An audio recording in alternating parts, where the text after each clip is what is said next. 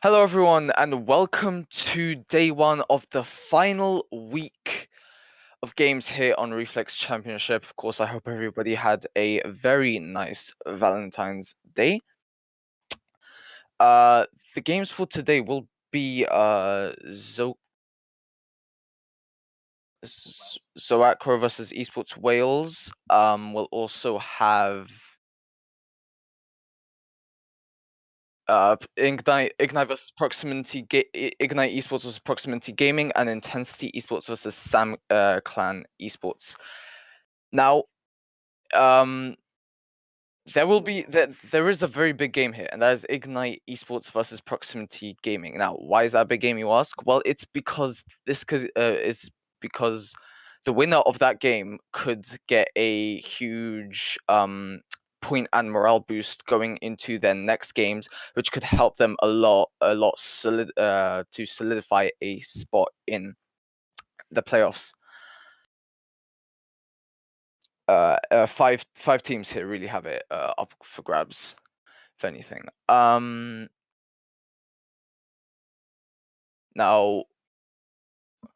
Zocro and Ignite do have, which are our teams for the first game.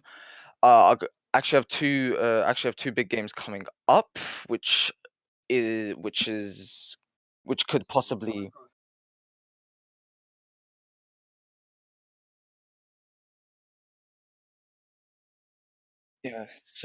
Sorry.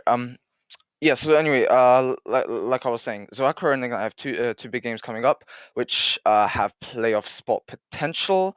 Proximity and X Endangered will have to hope for external results to go their way, and of course they'll have to perform in their own separate matches as well. And of course, like I mentioned earlier, we will have the Ignite versus Proximity game as a second game for tonight, which is the big game with playoff spot on the line. I'm told that our game is ready to happen, so we'll be making our way right into that. Now, of course, we have the bands here, which consist of esports spanning Coastline, Oregon, and Cafe, which is really interesting because that's one of the only games that they actually won for this season, and that was against Hyperion 5. But we will be going to, but the end result of those bans will lead our way into Clubhouse. Now, first ban being Thatcher, so nothing out of the ordinary there. Thatcher definitely is practically a meta ban at this point for ranked teams and professional teams alike in the esports scene of any tier. Next up, we're going to have Mavericks, so that's another operator that could have a very big impact if not ban. Again, a very meta ban for this map. You definitely don't want him Maverick tricking those main breaches on both of the top floor sites. And if those walls do indeed get opened up, that could be very detrimental for the defensive team, and it's definitely going to be very tough for that defensive team to get out. And the two final bans is going to be Kaid and Echo, which is interesting. Definitely a band that caught me off guard there. Considering he recently got his nerf, where his drones are now very visible to players, therefore they can get shot very quickly and a lot more conveniently for the attacking side. But maybe esports Wales have been struggling against Echoes, maybe in scrims or other games alike. So, first site, CCTV cash room, very standard. As for the operator lineups here, we have Bandit, Jaeger, Vigil, Legion, and Wamai.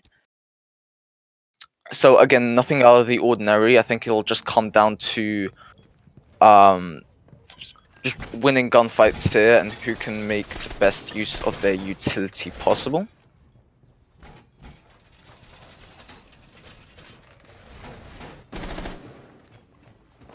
Esports Wales kinda playing a risky game here with sending out their drones to look out for the site. But then again, maybe they're just setting it up in a way so that Zokuro won't manage to spot the drones.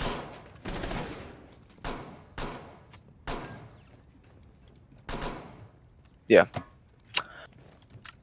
So the action phase will now get underway as the defenders have prepared, rightfully so, for the oncoming attack. A few shots down to the windows just to make sure that there aren't any spawn peekers trying to catch them off guard here. As Hibana will begin to pick away at the reinforced wall, but Legion will be there to try and suppress any kind of pressure coming from that garage wall. But it looks like Dota might be coming in here for the flank, but it will indeed be Kurt, the first one to fall from the side of Esports Wales. That's going to be tough for them, but they do have that secondary hard breacher, which is Matt on the ace. So not all hope is lost here for Esports Wales, but they'll continue to move. As Suspended will look for a second kill. He's going to look for a third kill onto both Ben and Dota. Those are two huge kills, and Esports Wales already find themselves at a detriment on the first round. Suspended again with a 4K now, with picking up his fourth kill. I'll just be all down to Matt's shoulders to try and make something of this. But it's going to be a flawless round for Zokuro. Suspended coming out with a fabulous 4K from him. And I can't wait to see more of what he'll bring this to this game.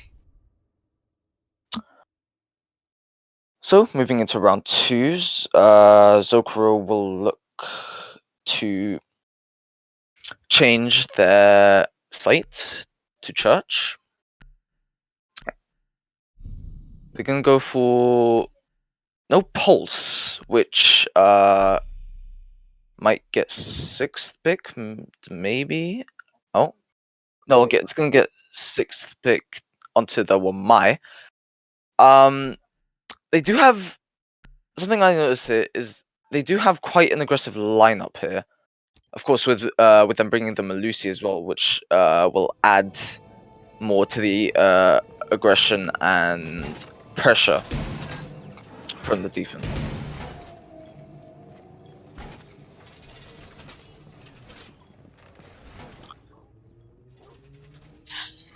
So yeah, we're just gonna see some basic reinforcements here. What? Yeah, as you can see, one onto the 3 wall by Black Box, and just the one singular reinforcement. Onto generator, and of course the hatches to be reinforced. Seems like Robust in here might be prepping for a spawn peak, or maybe spawn peak later on, but he is actually starting to gain some distance away from that window, so that might not be the case here. Zokro will continue their SSG style roam, as Hennes actually finds himself to be, or did find himself to be, in quite a precarious situation, but he'll make his way out of there with no problem. Just a bit of fear from the oncoming offense that was firing through that window. Dota now, he's just gonna make his way slowly through that west hallway as his teammate drones him in. He's gonna have to watch out for Dilly, who's holding those 2 doors into bar and bathroom. He does spot the player, but he doesn't manage to get any shots. That's gonna be the drone to get taken out by Robustin, looking for a second, but he's gonna get shot down by Dot. And Dilly trying to fire back a few shots.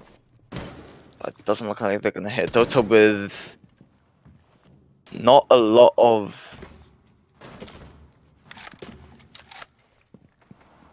So they're definitely... So what I can see here is that the attack are definitely pushing bar, and they have taken control of bar, which could possibly mean a vertical take. However, I mean, they do have the sledge, so that could very well be the case. But it seems like Kurt is going to lose his life as well as Dot. And that's going to be one on stairs and one somewhere else. Oh, this is going to be Matt, though, to refrag. But Zokros will have the man advantage there. And Spen is going to take some damage. Steno getting 1 kill, which will continue to lower Esports Wales' man advantage. And then there's the final kill from Suspended. And they're going to close it out. Not a flawless round this time, but definitely a well-executed round.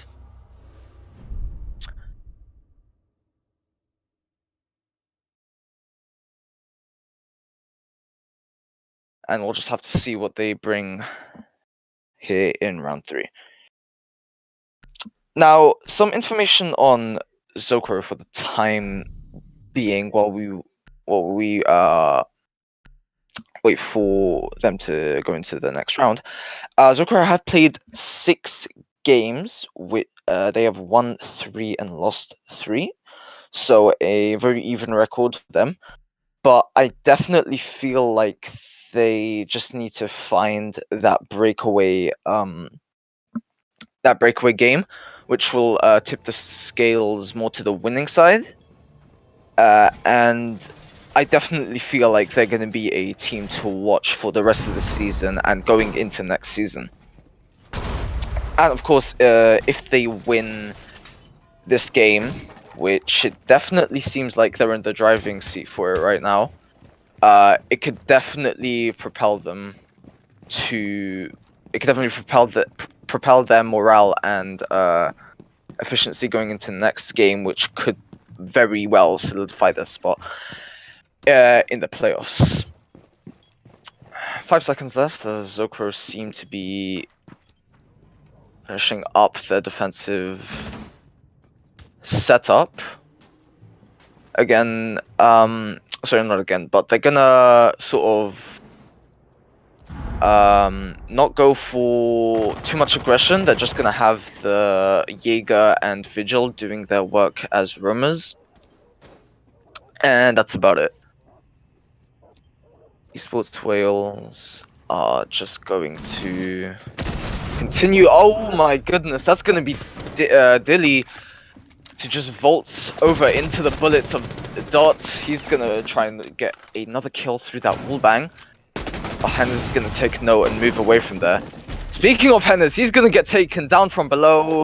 Hello, says Ben, and he's going to take him out from that stock. Kurt will be the first one to get down, but not quite finished off yet. Of course, points are turned off, so he's not going to know that he's down. But Robustin here is going to find himself in a gunfight with Ben, but he's going to retreat, but Robustin will peek wide, and he's going to get that pesky secondary fragger from below. That's going to be suspended, however, dropping the likes of Dots to even the man count. And we're not even a full 2 minutes into the round. That's going to be Stenner with a very quick double. And I was just going to leave him out. He's going to get the third one as well. What a play from him to just close it out for Zokoro. And Esports Wales definitely seem to be making progress there, but they just let it slip in that very moment. And unfortunately, they're not going to grab themselves around just yet. Which is a real shame, because it definitely seemed like it was working out for them there. So, CCTV, going back to the original site, which also was the site that they picked.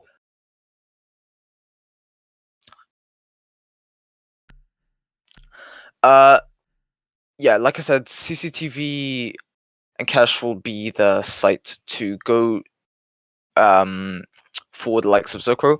However, Esports Wales, they seem to be going with a very consistent composition of operators here. Of course, going with the Ash, Hibana, Sledge, Ace, and Sophia, which definitely seems to me like a very sort of flexible operator lineup, because I definitely feel like they could really kind of attack any way they want with that kind of lineup.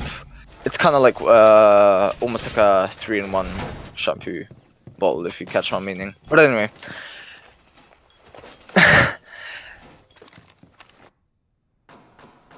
Anyway, action phase.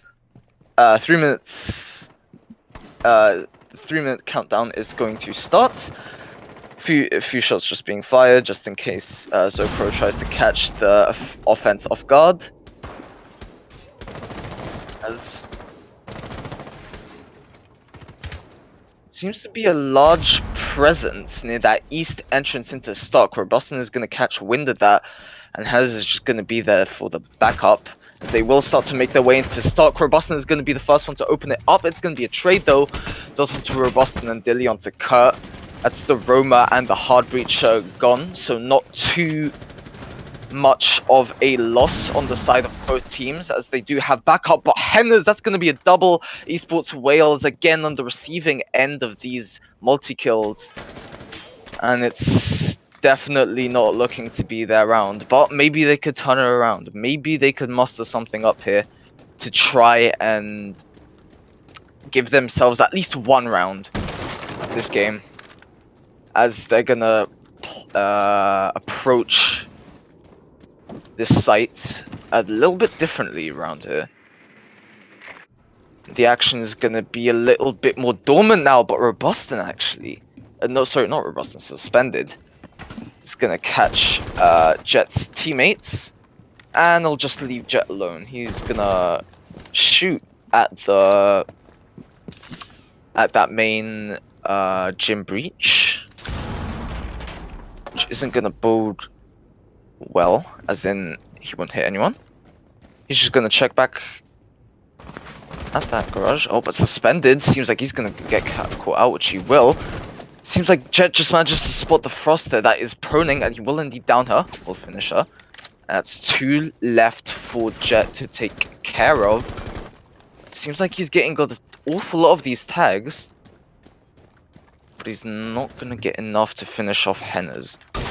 And he's gonna have to make something up here really quick, because there's less than a minute left. Of course, in Siege, it's quite a bit of time But Steno takes that gunfight very smartly and just shuts down Jet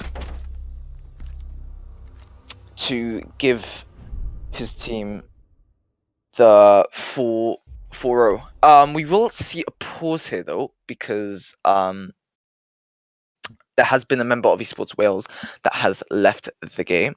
Of course, our participants here are allowed to freely discuss their plan of attack and their operator lineups and picks while the pause is active.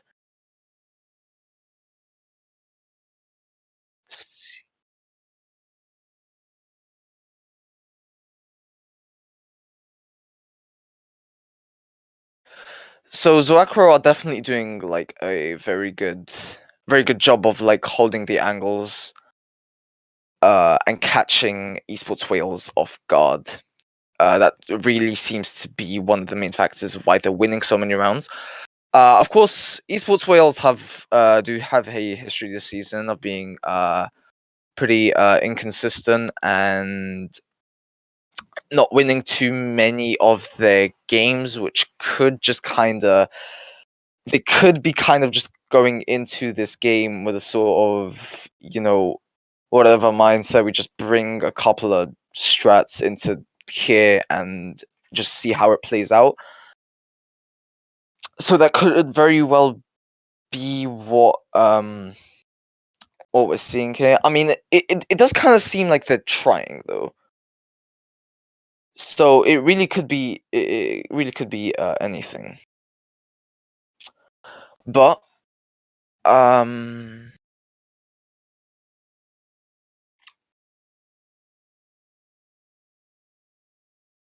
so Zorakra's strategies have been I mean they've been working very well for them. I mean they have the 4-0 lead to show for it, right? They're definitely bringing all sorts of strategies out.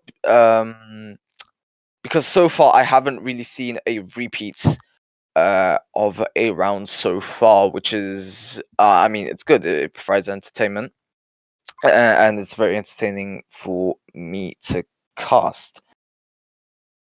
Esports Wales, going back to them. In the meantime, I think I'm just going to talk about their bit of a history this season. They have, of course, like I mentioned earlier, they have been lacking in performance, which I mean, you definitely don't want to be doing that, and they just haven't been able to shake off this rut that they've been stuck in for the majority of the season.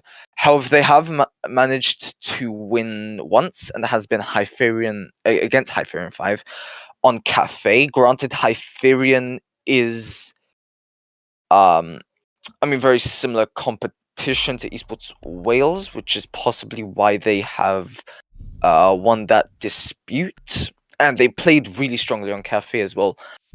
But the interesting thing is that from my recollection, Esports Wales themselves have banned Cafe, which is interesting because why would you ban the map that you have won on before, right? But maybe it's just a case of, well, if we don't ban it, they're gonna ban it anyway, so you might as well just ban it, which I think is what they did with that ban.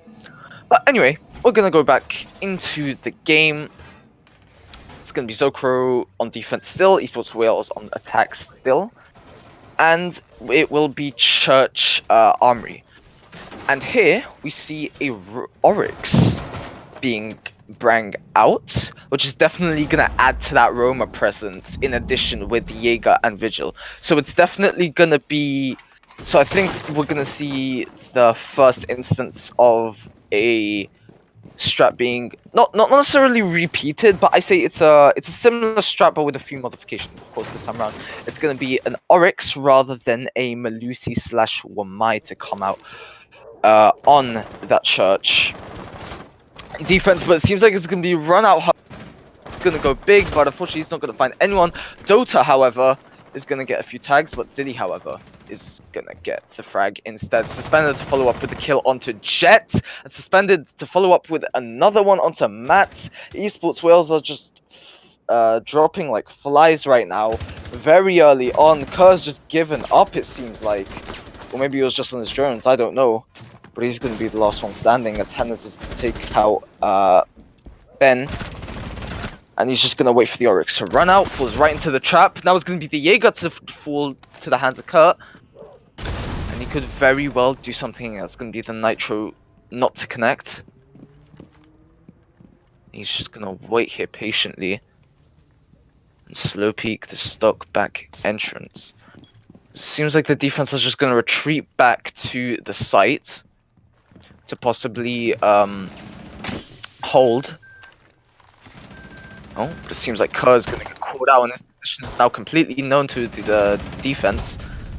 Gonna have to make something out of there, but Sten, oh my goodness, with the BM, the one-tap pistol shot.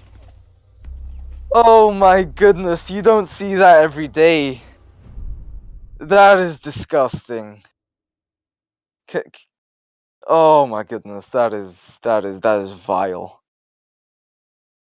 Anyway. Oh, what's this? Caviera on the defense.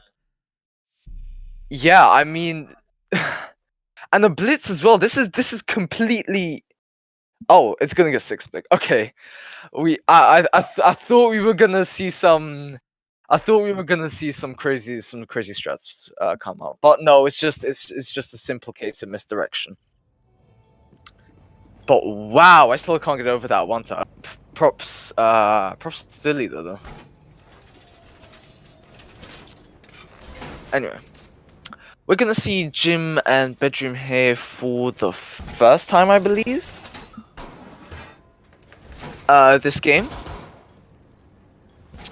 Just gonna be interesting to see how they played this out. Of course, they're just gonna put a standard bandit placement onto that main breach there, just outside of the bathroom, or the corridor breach, I suppose, and just some basic reinforcements on those. Oh, actually, yeah, just some reinforcements on the cache there to give Zokro more of an advantage, but it seems like here Hennes, he's gonna try and catch someone out rather, through those bullet holes, but he's lost his patience and he's just gonna back away from there. Also, he doesn't want to risk himself dying too soon, just in case Esports Wales do know what he's up to. And there seems to be quite a heavy Roma presence around. Definitely, you could definitely call it sort of an SSG roam, but I say it's a bit more concentrated on some parts.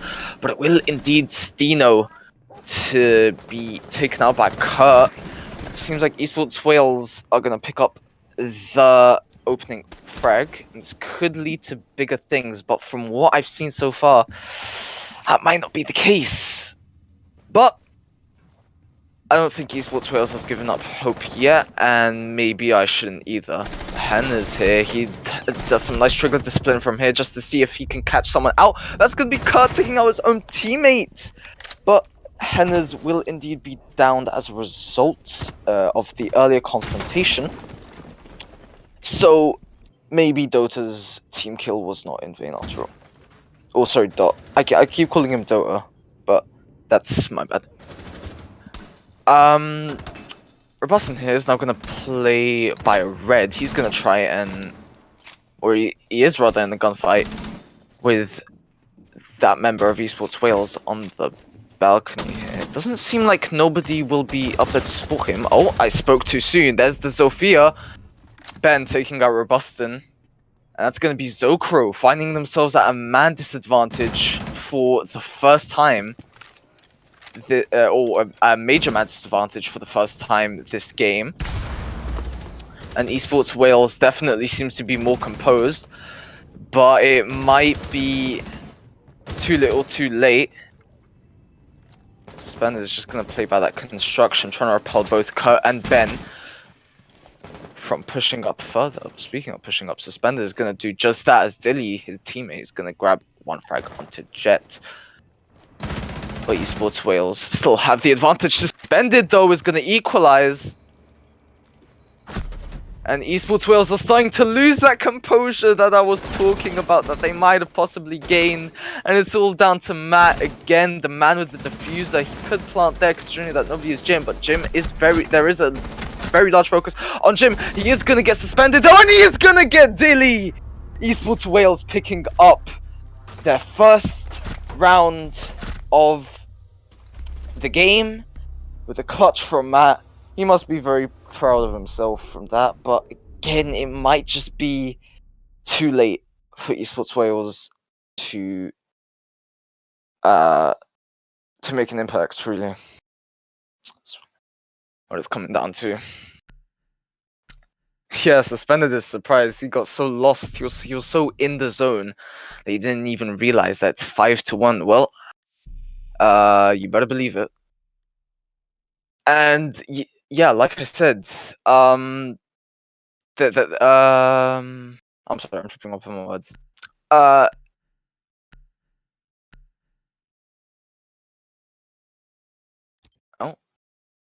alright.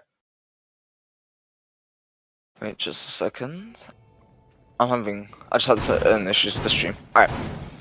So anyway, yeah, Zocro are definitely, I mean, the hype is definitely building up because they're about to win against Esports.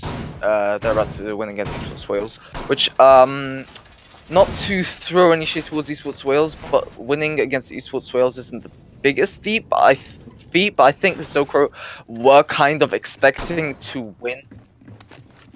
We're kind of expecting to win this game, and I think really what they're trying to do is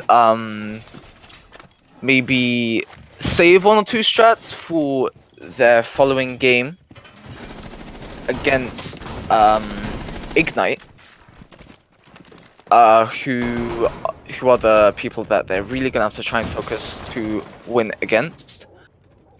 But anyhow, Zocro actually coming out with an Iana. Of course, this is the first role swap of the game, so it's definitely interesting to see how these two teams behave on opposite roles. But speaking, not speaking of, but Henna's will be the first one to die. It's going to be all due to that little Pesquiega up on that catwalk there pressuring the attack. And that's going to be robusted into full Dota with another. That is Dota picking up a 3k, leaving Zocro at a 2-man count.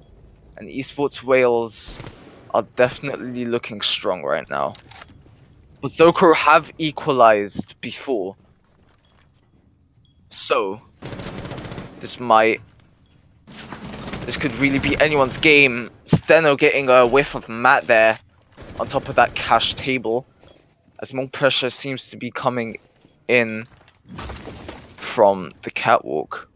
But Suspended and Steno are on there, and Esports Wales aren't going to risk the flank.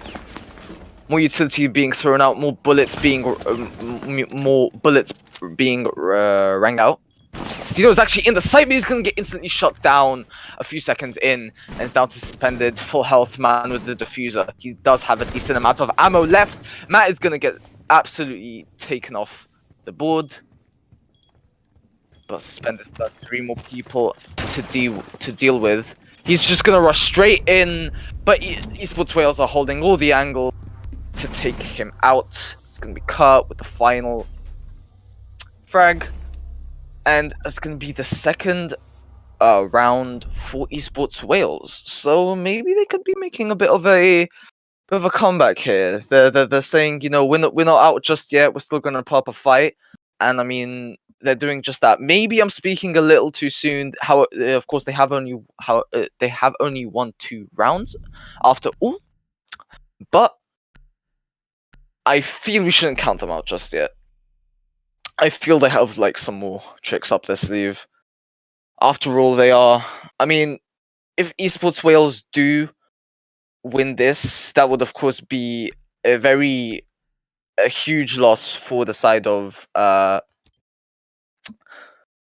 Zokro, and I mean, it wouldn't really do much for them apart from maybe making them a team to watch for next season now that they've got their jig back up.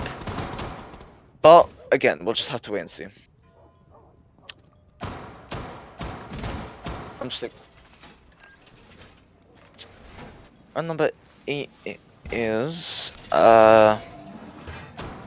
so this time around they're gonna go with a Monty. Henna's of being that flex player. He was playing ER on the last round, which didn't work out too well for him. So they just switched him over to the Monty, and Zokuro are hoping that he can make a bigger impact this time around for this round. And of course he does have the diffuser as well, so he's definitely going for that kind of heavy support role, but Matt is going to be the first one to fall because that seems like, I'm not even sure he was, no, he was inside, he just got wallbanged. So that is a very good read from the side of Zokuro. Or that may have just been intel gathered from the drone, but whatever the case may be, they just got themselves an opening frag, which has proved to be time and time again kind of a pivotal factor in a win. That's going to be Kurt to fall to the hands of Suspended, who, may I add, has been absolutely on fire this game. 14-3. I mean, 0 assists, but does it really matter?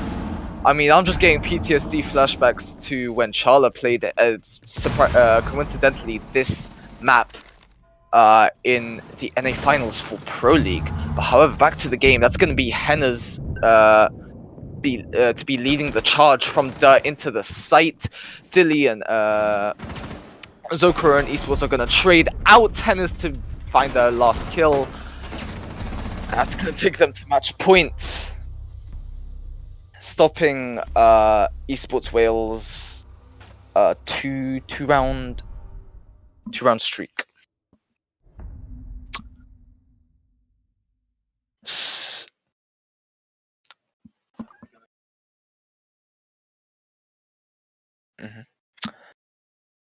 So it is match point, like I mentioned earlier.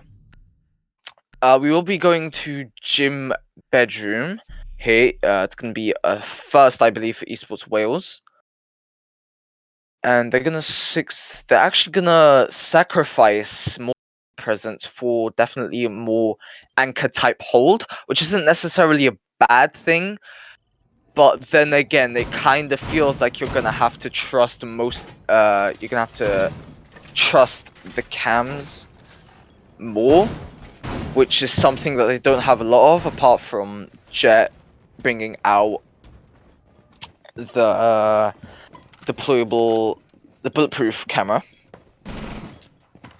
And of course, you do have the Jaeger, who could get taken out very early, and that could basically be all your intel gone.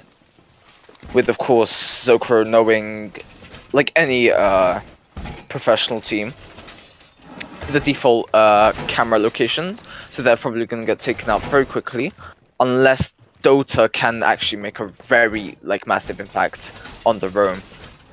But only time will tell. And as the attackers start to make their push, they'll be attacking west here. So onto that main breach where Ben is holding next to his bandit batteries. It seems like he's gonna try and trick, possibly, considering that I think he only has one bandit battery there. But I'm not entirely sure. If so, then they're probably gonna go for a trick here. Of course, they Zokuro are only coming out with the one hard breacher this time around. So if that hard breacher does die, then going for that corridor breach wouldn't really make any sense. However, it seems like Zokuro are kind of gonna split their offense, as it should be. There's gonna be one team by that CCTV breach, and another team flanking into that main office, while Suspended is gonna go out it alone. He's gonna break that, but it does seems like he knows that there's someone behind that shield. It's Kurt, Because very safe and sound behind that shield. Of course, Suspended does have 2 more breaches, so we could very well use that on the shield there, but he doesn't want to risk getting peeked out on. Dilly, though, he's going to get down by Dota, who took quite a bit of damage. But of course, points are turned off, so he doesn't know. Steno is now going to slowly be making his way. Here he is going to get the first frag. He's going to look for a second, but he's not going to find anyone. He does, though, a few seconds later, and that is... Oh, Suspended also following up with a frag, 2 frags indeed. That's just gonna leave Dota on a small amount of health.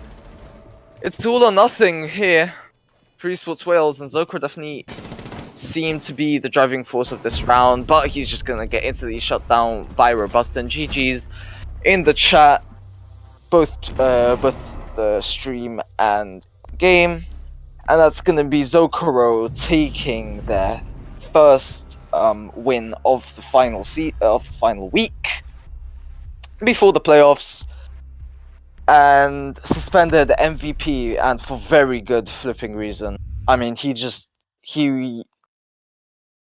basically the definition of an entry fragger that game. If you have someone that is scene and doesn't know what roles are, if you explain to them an entry fragger, you should show them this match, because Suspended just showed what an entry fragger is supposed to do, and he deserves all the praise he's gonna get. I'm sure a lot of Twitter community is definitely gonna be talking a lot about that one. So my thoughts on that game is that, well, I mean, it's definitely kind of not a game that many people would pay attention to, I guess. I mean, it definitely kind of feels like one of those throwaway games that would happen during the main stage. But I mean, of course, Suspended did pick up that 16 kills. So I mean, maybe it's one of those remembered throwaway games, I suppose. I don't really know, but that was the game. I don't really have much to add, and we're just gonna take a quick break before the next game, and we'll see you then. So goodbye. Till then.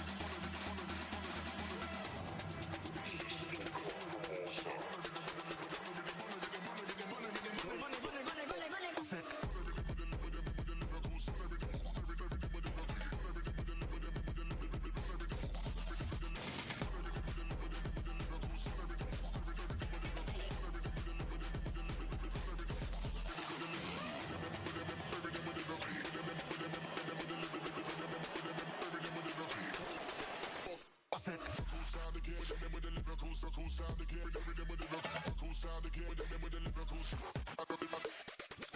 sound again, with them with the lyrical, so cool sound again, with them with the lyrical, cool sound again, with them with the lyrical.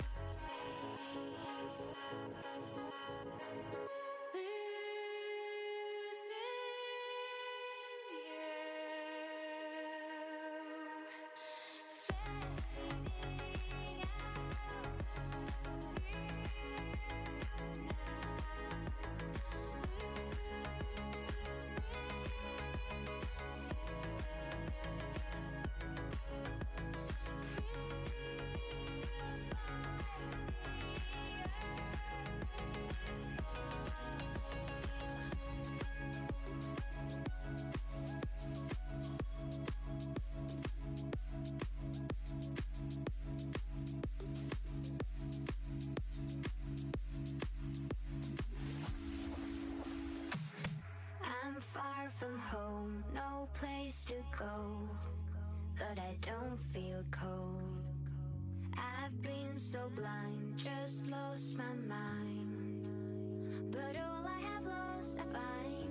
Your face reminds me of these games that memories don't erase. I'll never be the same anymore. I'm on the highest top with no control. And you die. I open my eyes, do you remember me? I carried on. Through all of these years, you've been my fantasy.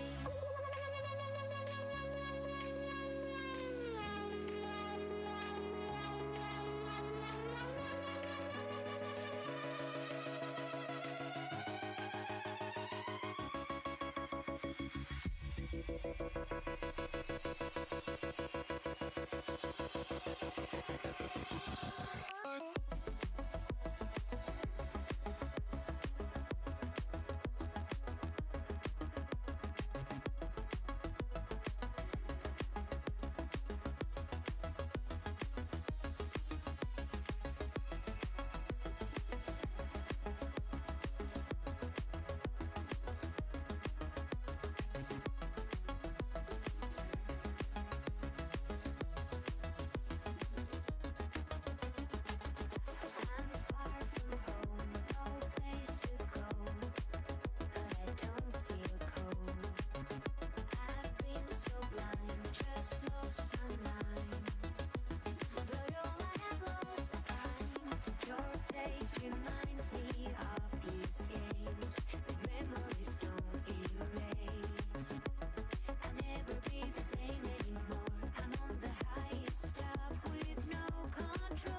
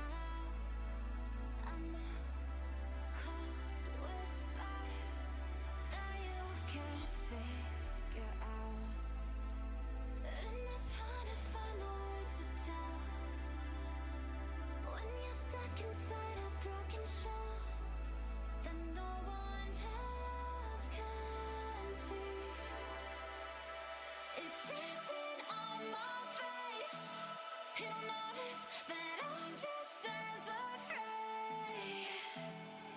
These scars I can't erase, so I need you to know. So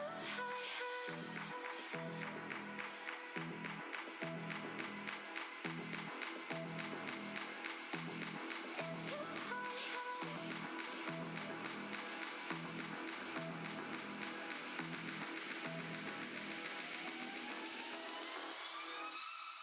it's who I am. It's who I am.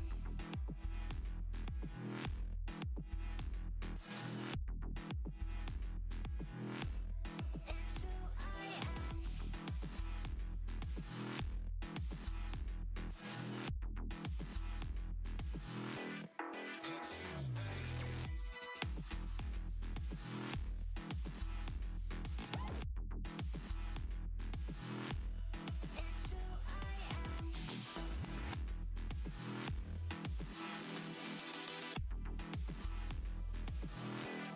It's who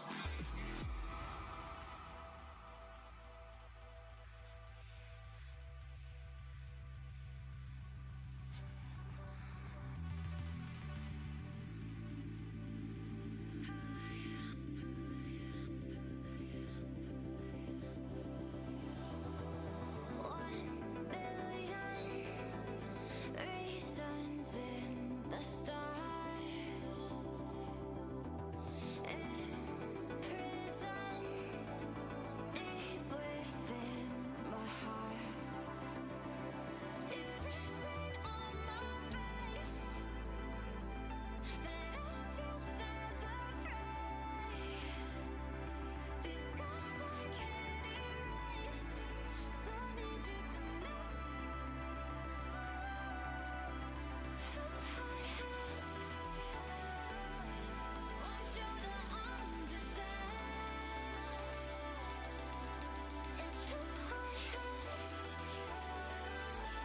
want you to understand.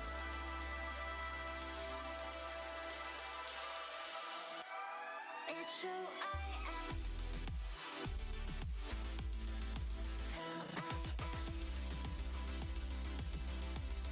It's who I am. Who I am. It's who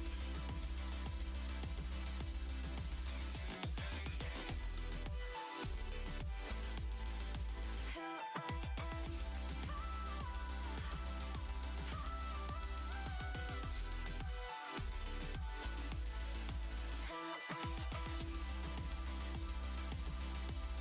am. It's who I am. Who I am.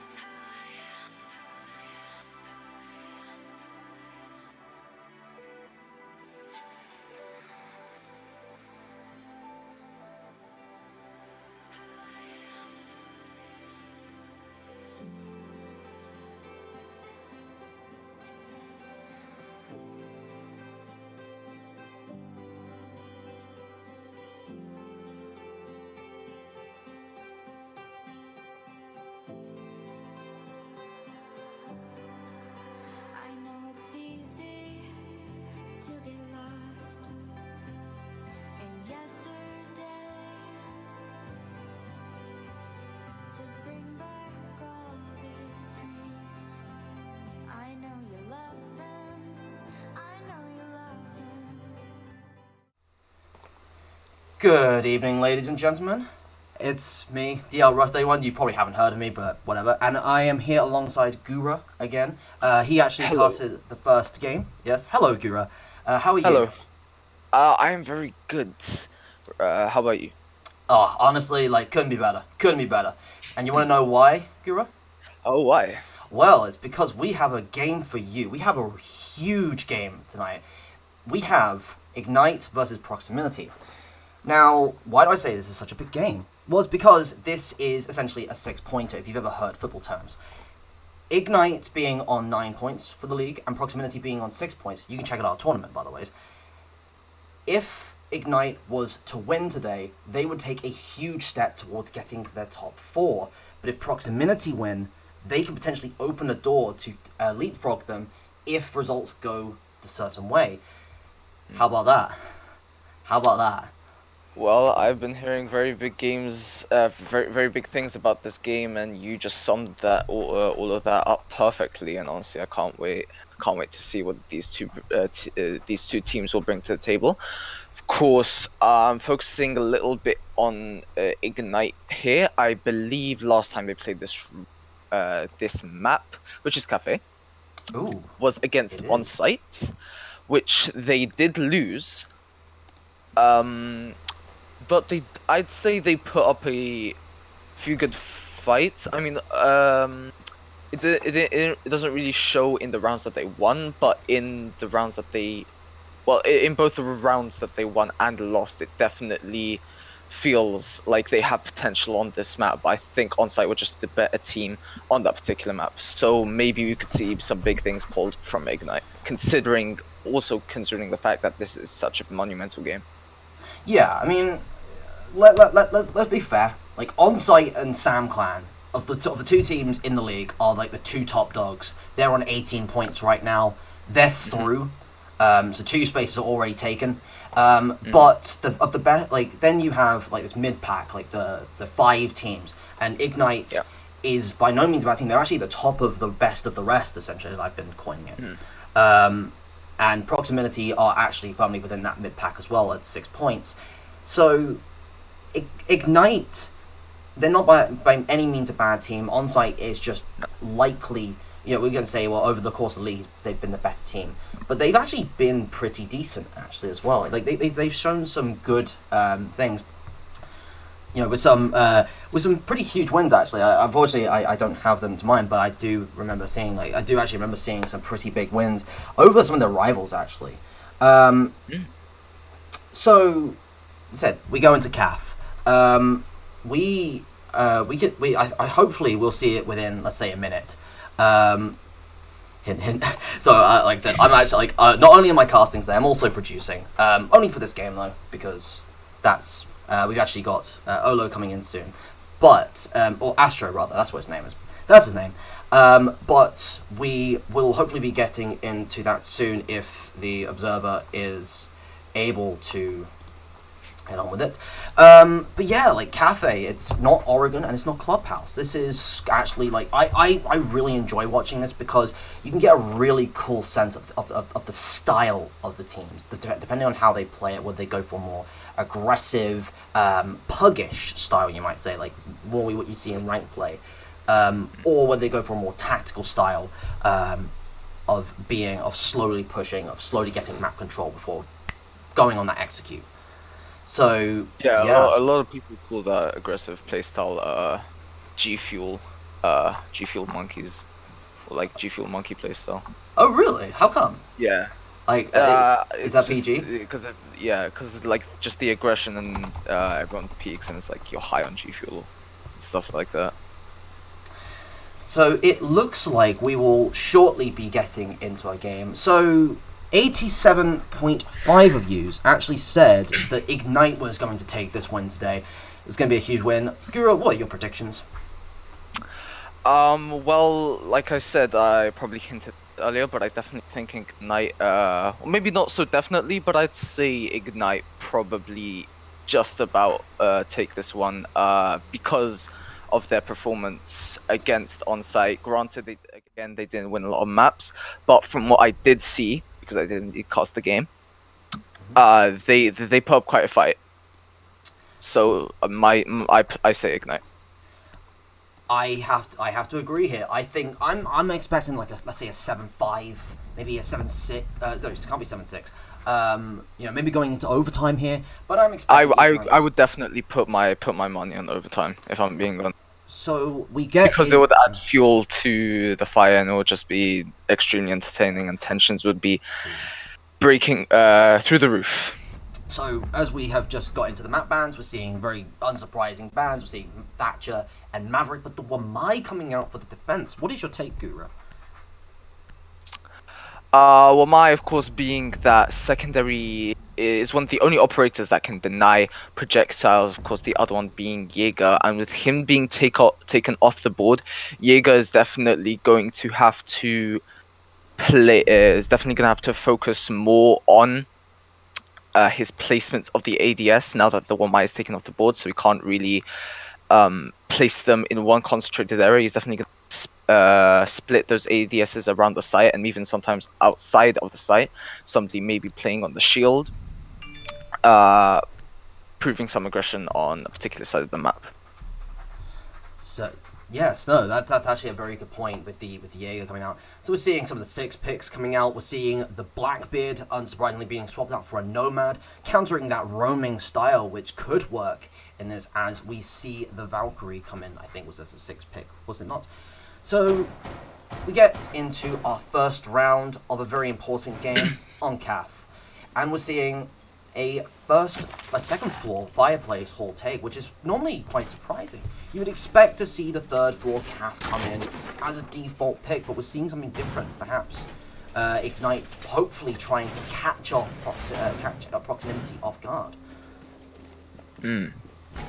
Maybe. I'm not sure if proximity have caught sight of the bomb site, but maybe Ignite are trying to trick proximity and thinking they're gonna go third floor, but maybe proximity have indeed seen the bomb and maybe they're not gonna fall for the trick. But maybe this could possibly be what we're seeing here. Just saw an aggressive attempt at a spawn peek by Cryptic. It's not going to pan out, unfortunately, but we get into the round. We're seeing I would call it a very horizontal hold here. Well, actually, we have a horizontal hold, but we actually have the Jaeger playing on that third floor, perhaps trying to catch any players that would attempt to push down from the third floor, attempting to delay the vertical push. As we see them droning down the stairs, making sure that this is clear. Seeing that Mozzie, has he seen that drone? He's been pinged out here, but they haven't picked up Mozzie. As Ash gets really aggressive on these stairs here, putting down that Claymore, that's going to be huge for information here. If anyone's playing on that first floor or tries to roam around. Yeah, that could really cost them. Yeah, if they don't catch him on time. Cryptic's just gonna begin his push slowly but surely. He could catch out 2 members, but he's gonna fire a few shots in position. But Mitchell is there to support him, of course, on the Jaeger. He's gonna hold around bar, but it seems like somebody has been tricked. Element to open it up. First blood onto Gorny. It is indeed Element to continue being pinged out, but Cryptic now finds himself into a firefight. Taken out, yes, so he could very well go out and support his teammate, as he's going to do so now. He's going to go up for that flank. Cryptic taking a bit more damage, but he is doing work. Mitchell taking out Broker to even things out. Oh, yeah, and Mozzie proving as a very good distraction, but it's going to be a trade for teams. So now, like I said, now I'm actually a few seconds behind here. So you're speaking the future to me, but this is into a 3v3 here, and suddenly we're still seeing Mozzie on that third floor playing very aggressive. We saw him earlier doing attempting to repeat the angle to pick any stragglers off here. As we see that the attackers have made their way into the reading room, setting up for that fireplace push. But this wall here seem to be planting now, but Ignite have no clue that this is what's happening, and that's going to be the 45-second countdown to commence. Toxic, Winkle, and Cryptic are the last men standing on their team, and they're going to have to face 3 aggressive attackers. Cryptic, though, is going to fall to the hands of Zexy. Or Zexy. And that's... sorry, no, you finish. no. Yeah, no, that was confused. Yeah, no, sorry, go on. That's the issue with the vertical hold here, though, is if the people in the bomb site get picked, you're out of a home, man. This is you know, we saw there that we had two of them on the stairs, but they couldn't push safely because the walls that they had broken in order to cover the cross had been used against them. And that's the issue with the vertical hold. They were playing playing towards that third floor very heavily, but it did not pan out. As we see the Maestro coming in for the Oryx. Ooh, that's a very interesting pick. Now, Yes, they take over. the Oryx has been picked out by Ignite, which is, I think, something we saw them pick in their game against Sai. Of course, it didn't work out very well then, but maybe they have made a few adjustments to this, of course, with the Doc being picked out. I think that was also picked out back when they played against Onsite. But possibly the modifications may not lie within the operators themselves, but maybe the modification to the strategy lies in the behavior that these players will behave throughout the round. Yes, no, so as we get into round number 2, we're seeing very similar sort of roam mode again, but yes, what it's going to be interesting to see how this Oryx picking works. So something that I really like is that they've picked the Doc to go with the Oryx here. So Oryx actually loses health every time he goes through a wall. That's naturally what he wants to be doing, of course, with his ability. So picking the Doc up is going to allow him to break these walls to potentially surprise people without having lost too much health at the start of the round. That's normally one of the weaknesses of Oryx, is that he can be a bit of a struggle to take gunfights because he is low on health. He's not going to be able to survive as long. So we will see if that will have an impact on this round. Go. And also, he is the only true roamer if you Diego. So if he kind of goes into gunfights with not very much health, chances are you're not going to win out those gunfights, and it could cost you the round. So having a doc there is definitely the play. As we see that the attackers are taking control of the red stairs on the third floor here. We're seeing Cryptic getting really aggressive here. He doesn't see anything, but he's definitely heard them here, and he knows that they're on that second floor now. As Zixi has been pushing up in towards Fireplace, is he aware that there's someone behind him? Of course he's not, because otherwise he would have looked there. But it's going to be interesting to see, will this pan out for, or this decision to hold pan out, as we see Element coming in with the picks onto Gorny here. That's, Cryptic. Yep, like you said, Gorny to be the first one down. Cryptic still on those red stairs, but that's Toxic to be the second one to Cryptic, the Mozzie there. Geico also falling somewhere in between those two kills. Maxi is the next one to get dropped by Zexi here. It's all down to Mitchell to try and do something. Of course, his Valkyrie cameras can be used by his teammates, but no pings are going to go through from said cameras, as Zexi will pick up the last kill to win his team the round. Proximity are going to take it. Yeah, and that aggressive peek from that aggressive lurking style of playing very close to where the attackers were did not work out for that Mozzie there. Getting picked by it was Zixi, wasn't it? It was Zixi. Off camera, of course. But Zixi actually being stepping up hugely in that round, picking up the sweet 2K to open up the site. As we hop in towards this next round, and we're seeing more of the same here from Ignite. We actually haven't talked that much about the attacker style. So what I'm really liking here is they have the Nomad here. Now, that's it's a pretty simple thing, but they are running so many aggressive operators. The Nomad is a really nice adaptation to this style, because it's going to prevent them from being able to aggressively push these angles. And it's actually... Yes.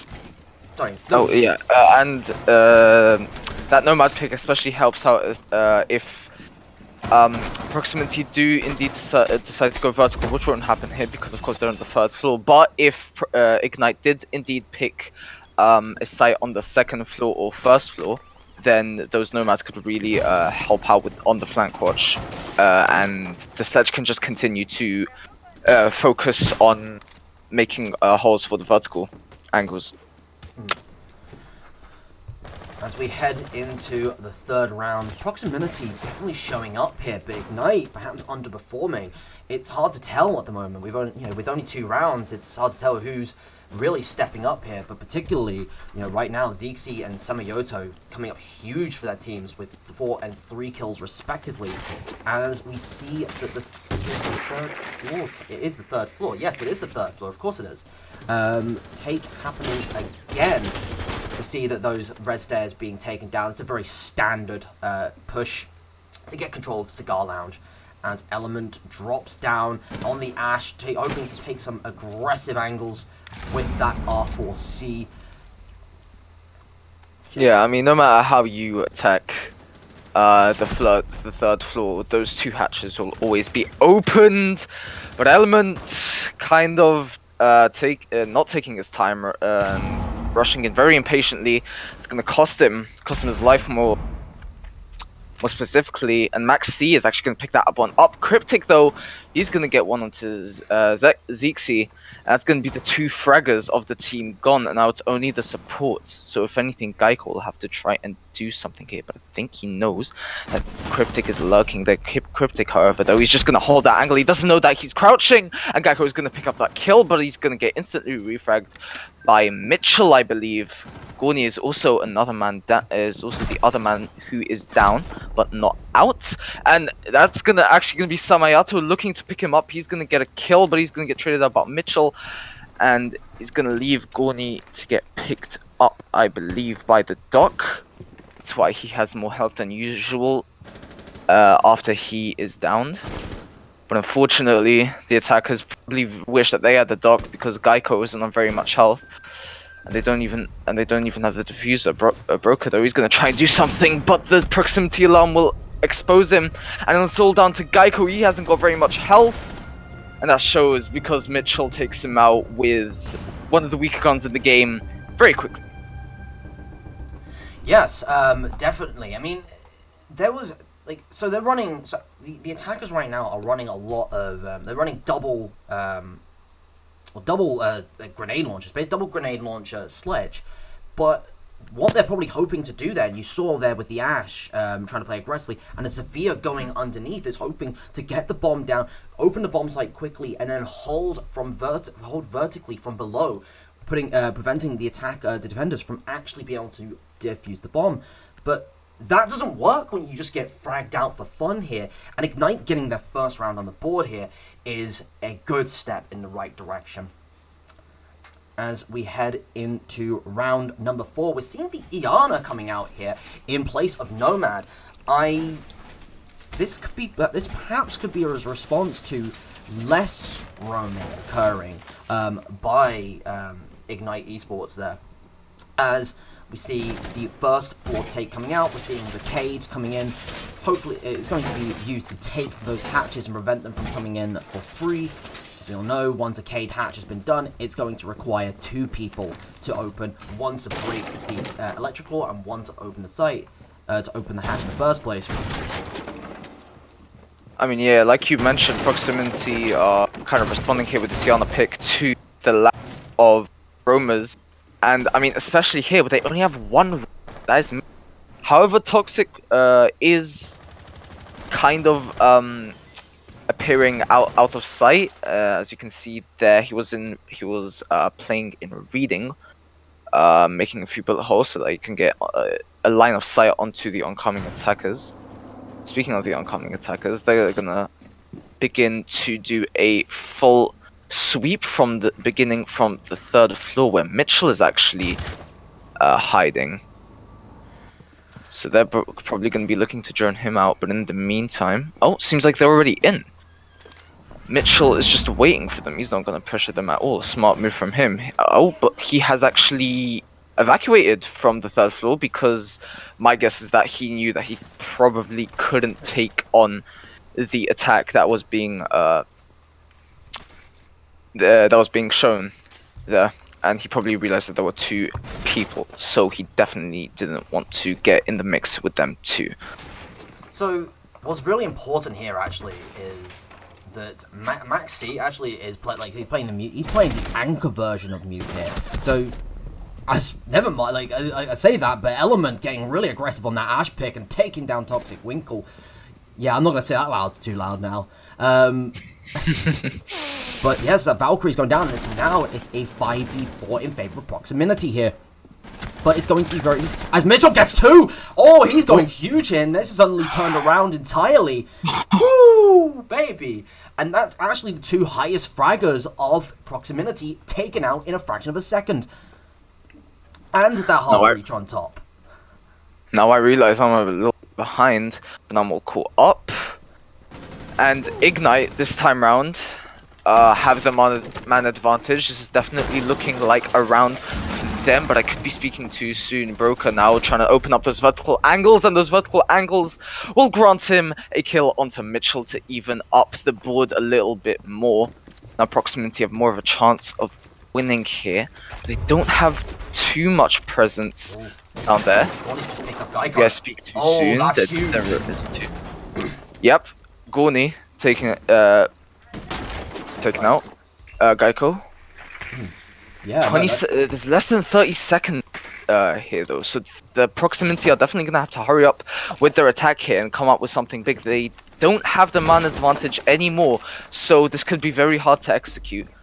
But Broker, as he now decides to go for that diffuser, that's going to be cryptic to get Element dropping down from the hatch. Now it's going to be Broker to follow. He's going to get tagged up a little bit, and he's not even going to manage to get into the plant eligible area, as Maxi is going to blast his head off with the SMG-11, granting Ignite their equalizing round. Rule 1. Always rule 1 of ranked. Never run off alone without the diffuser. They were 30 seconds. They were setting up for a vertical take, and then the pick onto the diffuser there, forcing it into a 2v3 where, you know, they don't have people able to push in quickly with no diffuser, with no time. What are they hoping to do? I mean, I love that angle from Cryptic there to pick the guy from coming down from hatch, but that round was lost the moment the diffuser was gone there. But Mitchell coming up once again, very, very strong with that key pick there, denying the hard breach as well as the Sophia. 2 high pickers, a high value target, and Ignite is now even up the board here. As we head into round number 5, this could go either way here. It's hard to tell. Yeah. Round number 5 is indeed going to take place, or at least the main bit is going to take place in both reading and dining. So there's definitely going to be some reinforcements up on that 3rd floor, possibly the roamers, i.e. Toxic, Gorny, or Mitchell, as we did see Gorny play a very aggressive style of Valkyrie, which isn't necessarily a bad thing. Considering that if Gorny just places down all his cameras in time and then he dies, it's not really too big of a loss, because her gun isn't necessarily too strong, and 2, she's already placed down all her cameras, so there's no real need to have her on the board. Of course, it's still good to have that extra person on board to kind of warn the attackers, I guess, or like repel them off of certain plays. But yeah. Yeah, that's actually a very good point. So something I wanted to highlight here was how the attackers, like, they're running very, like, this seems to be very standard for them. You know, 1 hard breach, 2 soft breach grenade launchers, and the sledgehammer. The sledge obviously being used for a vertical push here. They're going to hope to get control of that 3rd floor and then use that sledgehammer to break open the boards here. They also have the option here of using Ash and Zafir to actually do the same thing from the 1st floor up, which could provide a double trouble if they can get onto the board. But never mind that. Sledge is gone. Hibana is gone once again. And we are into a 5v3. I believe that was that Cryptic there? Uh-huh. It was I think so, yeah. Yes. I was about to point out that Proximity were actually very bundled together. Element, very nice pick up Mitchell. But like I said, Proximity were actually very bundled there, so that could have cost them. But they did split out a little bit, and I think that just kind of cost them there. because they didn't spread out in time and therefore they got picked out. But Geico is gonna make the scoreboard align. Also, yep. Yeah, so now we're into the 3v3, and an interesting position here is, once again, Cryptic, he likes to play this vertical hold. He's playing the vertical hold, playing Martin all of the time here. It's gonna be very fascinating actually to see how he holds this, but Cryptic gets picked off. Never mind, Zeke coming up strong to deny the vertical hold from that Mozzie, and now it's into a 2v2. Never mind, I thought it was a 3v2, but yeah, it's, you know, same thing, same numbers, right? 3 is 2. Am I right? I mean, might as well. Oh, what's this? Zeke going in for the plant. It doesn't look like he's gonna get any animation. Maybe Gorny does know, but he just can't get the shots off, and Element is going to be the one to fall. Zeke is going to be left to protect the diffuser all on his own! Ooh. But he's not going to get anything, and the teabags are coming through. Toxic, the sub. That is BM at its finest right there, ladies and gentlemen, and Ignite are going to pick up their 3rd round in a row, and they're going to break on through past the tie. Yes. And take the lead. Yeah, so Ignite seems to have all the momentum going here into this final round here. As we are going to see the 3rd bar cocktail lounge going on. So yeah, I would like to put some tactical analysis on that teabag. As we see, you know, we know that the game is important, but it seems that they do as well. No mercy. They've watched Cobra Kai. Yes. As we come into round number 6, though, we're seeing very similar sort of pushes all the time. They seem to be really reliant on that one, like I say, I've pointed this out, 1 hard breach, 2 grenade launchers, sledge. They're not really deviating from that. It's a very standard thing. So Geico playing that flex role. One thing I have to question, though, is, you know, I know Samyota hasn't fragged in a while, but, you know, considering that, like, I wonder, like, what is it, like, so if he's one of the higher fraggers, like, so I'm guessing it's that he's good in that sort of clutch situation towards the back end of the round. But if he's fragging more early on, putting him in the Hibana, who doesn't want to be picked, is that necessarily a wise idea? You know, this is just, I say, spitballing, as my catchphrase on that, back on other things, but I have to wonder. I mean, Hibana does have a pretty strong gun, especially if you know how to use it. Well, it's not considered to be at the level of the likes of, say, the C70E or the AKE 12 that Ace and Fuse bring. It can still impact rounds in very similar ways, despite it not being at the level of those guns. So, Ignite on 3 rounds to 2 here, getting some huge things. They're really enjoying this Doc Oryx combo. It seems to be working really well, opening up a lot of holes in the landscape. And I think that's. But look at this, Element is already in. Element playing that Ashe exactly the way that she was intended to be. I was gonna go with another line. Right in, but just I think he knew that somebody was line of sight there, so he didn't want to push that too early, like he did last time, in which he of course died. But now he's a bit cornered here because he doesn't really know what is going on, particularly in the other room. So he's just gonna wait for the information to come in through the drones that his teammates are operating, and Max C is just still holding that angle. He knows that Element is through. He heard the footsteps. He heard the explosions. He heard everything. Now he just needs to know when it's gonna execute, and there comes out the first pick. That's gonna be Toxic onto Samayato. Like you said earlier, it's not Hibana isn't an operator you want to get picked off early, especially if you're on the team that is using her. How many rounds is that in a row now? Like, that's at least 2, if not 3 rounds in a row where Samioto has been among the first picked. And it's making these takes from proximity that much harder. Because without the hard breach, how do you open up reinforced walls? Nobody else is taking any hard breach charges. Nobody else is taking Ace or Thermite. I mean, look at how bundled up these proximity members are, and that's gonna cost them Maxi with a quick double. Zixi to try and capitalize, or rather refrag, but Ignite are gonna pick off one more, leaving Zixi to be alone.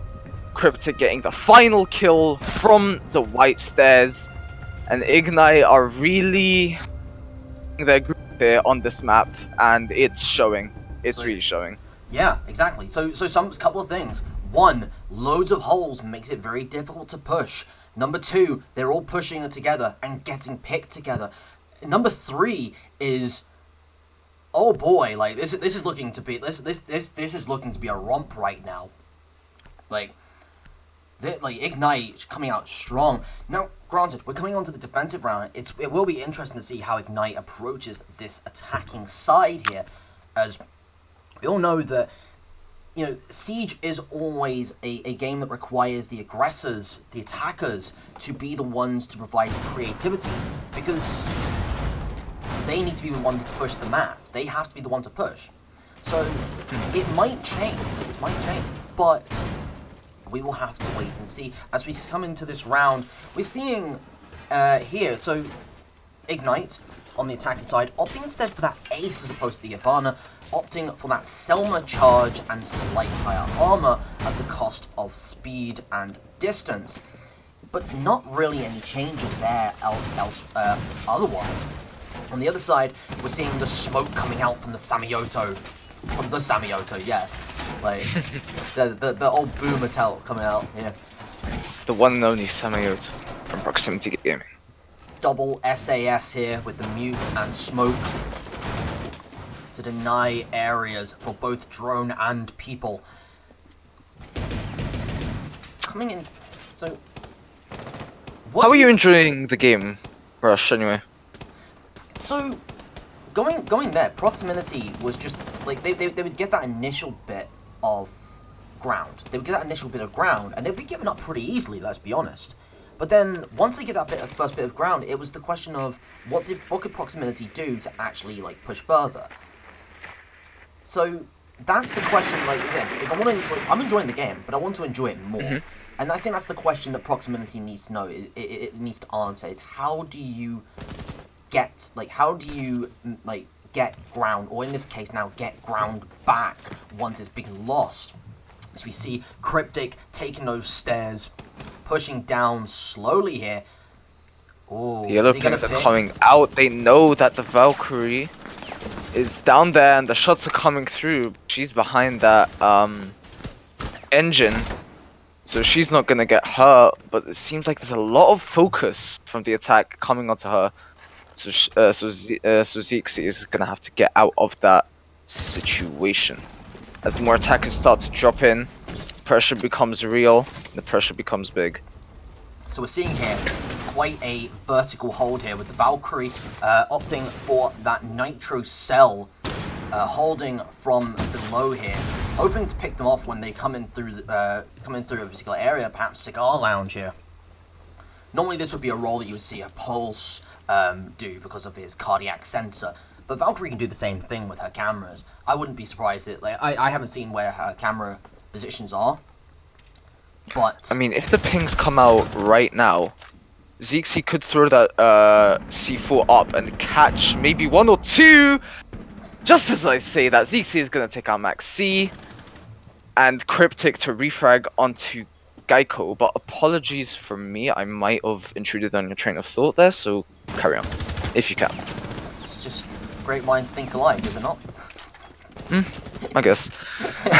Toxic, though, is going to get Samioto, Zixi to take out Cryptic to refrag, but Zixi is going to get taken out himself. That's Ignite coming out on top in terms of people on the board. Now Broker is just going to continue to hold down in this kitchen. He knows that they're planting, but he misses the C4 throw. He tries to go for the denial, but he's not going to do it.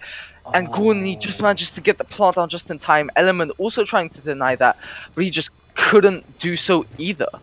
However, he did take out one. Mitchell is on a very low health. Toxic, rather, is damaged, but he's not completely as crippled as Mitchell is. Of course, he can't take too many gunfights unless he's holding an angle, which he probably is. Element looking for these two players. Mitchell is going to catch him out. There's that angle that he was holding. This with the Bolo charm, I think that's tier 3 of the R6 share program. Anyway, that's going to be also, sorry, Ignite taking their, I believe it's their 5th round in a row, if I'm not mistaken. It is, with Proximity getting the first 2 rounds here, but Ignite coming back, slapping them down, saying, you don't take this win. Well, not yet, at least. But there, once again, we're seeing the issue with the vertical hold here. The issue is that if you can't deny the bomb plant, once they get the bomb plant down, the power of it is gone, more or less. Imagine that if Jaeger gets that kill, suddenly it's a 2v1, he knows where the bomb is, and they have to still plant here. He can rotate around, he has time, he can do anything he wants. He can go get a drink from his fridge, he can do anything. But there, that doesn't come down, and suddenly he loses a lot of positioning here. As we go into round number 8 here, we're seeing very similar picks, but we're seeing notably Geico on that Maestro here, opting for the double cam setup here. With that Valkyrie, everything else remains unchanged. Oh, that's a good placement. On the speaker? Yeah. Ooh. Oh, that's a very fancy placement. Proximity coming out with some big placements, but do those big placements carry out big results? So is the question. A key aspect to this map, of course, getting that third floor control, getting control of Cigarland, because once you do that, you can start to push control of stairs. You have already control of red stairs at that point. So Maestro having that control, not only is that going to be that they're going to know where they are, and they're going to have to expend utility to do it, but that's going to allow for things like Valkyrie to use her nitro cells from below to pick people off, without her even having to look there or put her cameras there. She can spend them elsewhere, and that's huge. That's huge. Like that's extra information that they're not going to have otherwise. So we see, of course, so something that I've been seeing a lot of on this map is that mute. Both sides picking this up quite regularly, using that shotgun setup and using him as an anchor.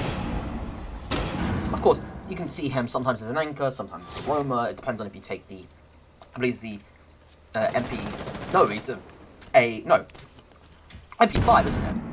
It's the MP5 on Thatcher, isn't it? Or, Did you say MP5 on Thatcher? yeah, no, sorry, not Thatcher. On Mute. Mute. Yes, Mute does have the MP5, the MP5K, I believe. Yes, he does. So they're opting here for that double shotgun setup here, looking to hold those tight angles and blow them up with either the SMG-11 or that shotgun. So we see Broker playing in here towards the freezer, playing that tight angle here. Geico taking out 2, that is massive. Ignite losing both the fragger and the hard breacher, but Cryptic is gonna answer back with 2 frags of his own. Ignite aren't gonna come down without a fight here. Broker now is gonna hold an angle. Cryptic knows that there's somebody there, but he's gonna peek is the question. Broker does have little health, and Broker doesn't have the greatest dealing damage gun in the world, but that's gonna be Zeek taking out Cryptic. Gorny to trade that out. It's 2v2 now, and Proximity are at the disadvantage when it comes down to health. But now Ignite here are bunched up on this white stairs corridor. They're just holding each other's backs. Samayato is gonna now fall to Toxic Winkle. That leaves Zeek. Of course, the Valkyrie cameras that have been placed down will help him. But again, where are the pings? Then they are nowhere to be seen. I think that Maestro cam was still up there, but I don't think anybody was on it. So Toxic Winkle just literally runs right past it because nobody is watching it, and he just picks up the kill. I don't know. Maybe I think it might just came down to the communication there from Proximity that it ultimately ended up in Zeke's death. But that's just my theory. But this is the thing, we reach into match point, and something we can definitely note is it is a game of who can carry, who can close out the rounds. Zeek on 9 kills, second highest fragger in the, I think he's tied with Cryptic here actually. only behind Mitchell. But the difference is that the other players of Ignite are also stepping up there. You saw Gorny and Toxic Winkle, two of the lowest fraggers actually in on Ignite, stepping up, able to close out that 2v2 there. And that's huge. The problem right now is, we look on the side of proximity here. We see like Samioto has got 4 kills, but he hasn't picked up a kill since something like the second round here. Broker on 1 kill. Element and Geico doing okay, doing reasonable, but not necessarily getting those high impact frags. Zeke is really the only one that you could say is like doing an excellent job in a sense on proximity side, whereas while you have more carrying players and less carrying players, at least in the sense Ignite, everyone seems to be able to step up when required, with Cryptic and Mitchell leading the charge there. We go into this round, which could be our last here. We are seeing that, is it the kitchen take? It's the first floor take, is it not? It sure is. It sure is, yes. Very interesting, because I believe it is the first time we're seeing this. Cryptic already in. That main garage wall is going to be taken out, and I'm not sure if Proximity are completely aware, because Ignite are making their way towards site at an alarming pace. Cryptic is just going to check those angles really quick. No drones coming out as well. So the drone economy is very decent right now. Cryptic is going to open it up with 2 massive kills. Entry, that's going to be kitchen service completely eliminated, and nobody is on site. They're all roaming. Zixi is going to get 1 with Broker following up on another to even it out. But at what cost? Ignite already on the site, so it doesn't really matter. Zixi is still there. He's on very low health. He's going to throw out a Nitro, but it doesn't connect. And Maxi is just going to hold that angle there, hoping that he doesn't come out from the right. We were expecting... He can't plant yet. We were wondering there, he's got the bomb down the site. My question is, how has he not got the bomb down there? As the bomb goes down on Maxi, this is now into a 3v2 for Broker. Here, spamming all across the... But, seeing here, he's spied him. He has, and Cryptic has just gone down here, but Toxic Winkle picking up the kill onto Element here. Ooh, Toxic nearly getting that pick onto that freezer window there, as he pushes round towards Bakery, and it's now a 1v2 here. Zeexy and Broker hoping to claw it back here. Whew. Things Toxic Winkle slow. is gonna just take it a bit slow here, as he's got all the time in the world. He's got a minute now. A minute in real life doesn't seem like much, but in Siege, it's basically all the time in the world, especially if you're in the situation that you're in. Toxic Winkle really trying to disguise his footsteps as much as possible. As you can see, he's not going full speed on the crouch. He's definitely proving to take a very slow approach, as he's going to continue to make. But now that time gap is getting narrower. I mean, he's not in the vicinity. Oh, but that hatch is open. I didn't even notice. He could drop down there. Oh, he has got 1 drone. He's gonna pre-fire. That does expose his position. He's gonna drop down Zuzzy to pick it up, and Proximity aren't out just yet. They're gonna pick up their 3rd round, breaking the streak of Ignite's wins. And yeah, that was... It's quite the round. Break it down for us. I have to wonder. I was gonna try and make a joke about Hatch bad, but unfortunately, I have to question. You're playing Nomad. You don't really have a way to open up the thing. Why are you going up there towards there? Oh, I'm gonna go up there and then just jump down. You give away so much information there, especially with the pre-fire. Exactly. Once he's done that, they just know. Oh, he's up there. Let's just look there, and well, what do you know? He's dead, right? As we see the Valkyrie being brought in, but then switched out for the Mute again, we're really seeing a real preference by Proximity towards this Smoke-Mute combo.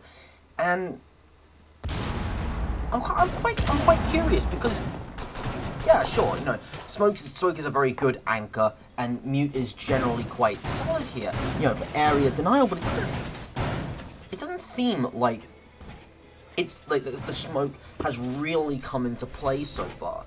It feels like with Smoke, normally, you're hoping to hold them off, like, let's say a good 10, 20, 30 seconds to make them have to rush their decision making. But the rounds have always seemed to have been won or lost before that, right? It feels like it's not really like it's either that they'd won the round before the push was even considered, or they had lost the round before it was even considered. We see and go back towards that Maestro on this first floor take. This is reading room. And dining. Yes, reading room and mining. So with this, and there's other bomb sites as well that do this as well. So you talk about admin on theme park. Where they have that corridor in between them. The two aren't linked directly. The key aspect is going to be getting that control of that corridor from between. And with Cafe, it's a very real possibility that you can get this via vertical control. It's going to be interesting to see with this sledge play. Will Ignite be able to get that vertical control of that corridor to essentially cut the sites in half? Cryptic, though, he's going to make his way towards those two defenders with the drone leading him in. He's going to try and look for that cam. Just hit the Maestro, so I could possibly expose him. The Maestro is someplace else, and I don't think it's caught in sight of Cryptic yet. Proximity do have an idea that Ignite are indeed on the same level as them, but how close is the question that they're asking themselves? Well, very close is what I'm going to answer them. And they're going to find their answer right then and there with those shots coming in. Mitchell, though, is going to look for Geico. He will indeed get it. Gorney as well, prepping that grenade to eventually take out some Ayoto as well. So a very good play from him. Zeexy was the one from below that balcony to take out Mitchell, but he just can't seem to finish him off because of the angle that he's being held at. Mitchell is going to look to get picked up. Or maybe not. Oh, yep, he's getting picked up now. Zeexy isn't going to peek that, though, however. And there is still a very large presence of the attack upstairs. In fact, there's a full presence of them upstairs, but now the vertical holes are being absolutely blasted up. And now it's going to be a look up, look down gunfight. Elements taken down very low, and the question is now with 5v3 and the pressure on proximity, they have to win this round if they want to really keep any chances of this. As Element picks up on Maxi, and that's down to a 4v3 here. Element being very low on HP from that vertical peak earlier. So the question is not looking good. Is not looking very good for proximity right now. Element on very low figure of health, just gonna hold his angle. So will Zeexy as a. Oh, but he just saw the gun and he just mistimed that crouch. They do know that he's there. That's going to be Mitchell with a huge double. We've been seeing a lot of those lately. Cryptic is going to go for the plant, and it's all down to Zeexy. He is on a fraction, very low percentage of health. And now the 45-second countdown is happening. And it's down to Zeexy. He's actually going to take out one though. What's the unsuspecting Nomad now. And now he's going to try and look to pick out a few people from the vertical holes that have been made from the side of Ignite. It's 20 seconds left. He's going to have to come up big here. He does know that there's somebody on the balcony, but Gorney is going to close it out. Ignite are going to make their way through to the playoffs. They've basically solidified themselves with that win right there. And they will be facing Zokro tomorrow or the day after. I'm not really sure, but big hand to them. They definitely played very well today. And the GGs are definitely due. Yes, that is a huge statement from Ignite there. You know, I mean, Ignite being on 9 points, formerly on 9 points, now they're on 12, of course. You know, this could have been a game that they tripped up against Proximity, who are not a bad team by any means, but they went, no, that is not going to happen. They take that game in very convincing fashion. This is, like I said, this is a statement of intent from them. We are obviously going to be looking to them tomorrow for the crunch game against Soccer Moment. But as for this game, something that I have to wonder. I mean, first things first is like what does this mean for Endangered here? You know, they are now unable to progress. They can only get a maximum of 9 points, but considering that the two teams that have won today are now on 12, that means that the top four is almost fulfilled. Now it's going to be down to some of the other teams, actually, so teams like X Endangered, to win all of their games. Mm. So what did you make of that game, Gura? Well, it definitely shows that Ignite have learned from their game against Onsite on this map. They have made modifications to the Oryx dot combo, and it played out very well for them, as you can see. There was one round where it didn't go quite well. I think they got picked off early, but they made some modifications to that, and it worked for them. And honestly, if they keep taking notes, and this actually kind of goes for any team in any East, if they just keep taking notes and improving on difficulties that they had in previous games, then they can very well make history in the leagues that they play in. Exactly. For now, like I said, we thoroughly enjoyed that game, and we actually Yes. have another. I believe it's a crunch game. Actually, like a particularly big game. I just need to quickly double check the match schedule for the next game. Is Intensity versus Sam Clan. Now, Sam Clan are actually through, but Intensity need to win this if they want to keep pace with the other two teams that have won today.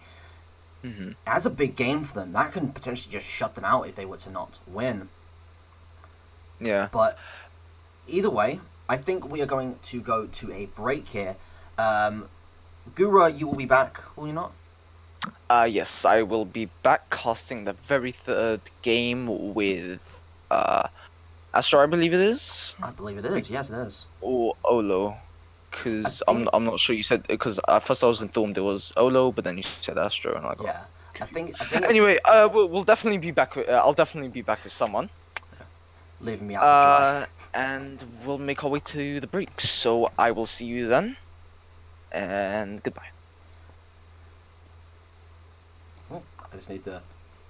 There we go.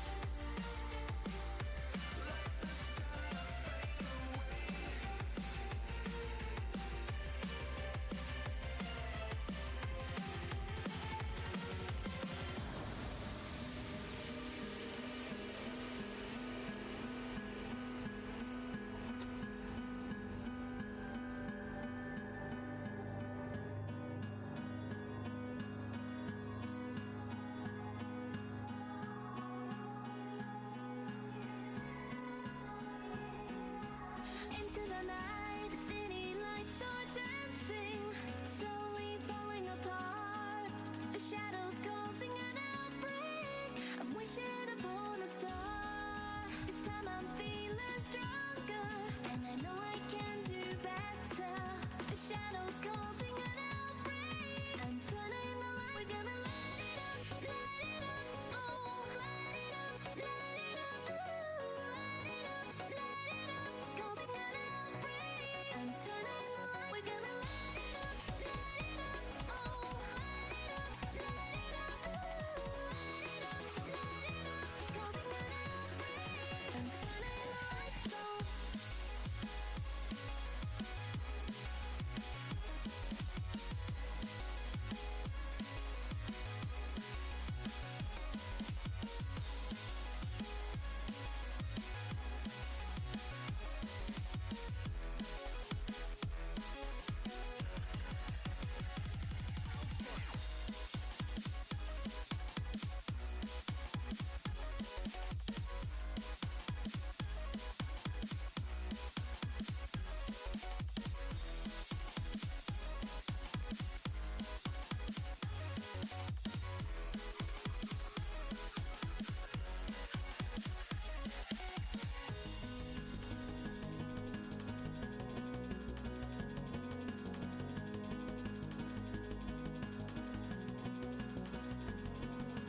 Open your eyes and see the people chanting, slowly falling apart. The silence causing an earthquake. I'm wishing upon a star. This time I'm feeling higher, and I know I can be taller. Shadows causing an outbreak. I'm turning the light. We're gonna light it up, light it up. Oh, light it up, light it up. Ooh, light it up, light it up. Causing an outbreak. I'm turning the light. We're gonna light it up, light it up. Oh, light it up, light it up. Ooh, light it up, light it up. Causing an outbreak. I'm turning the lights on.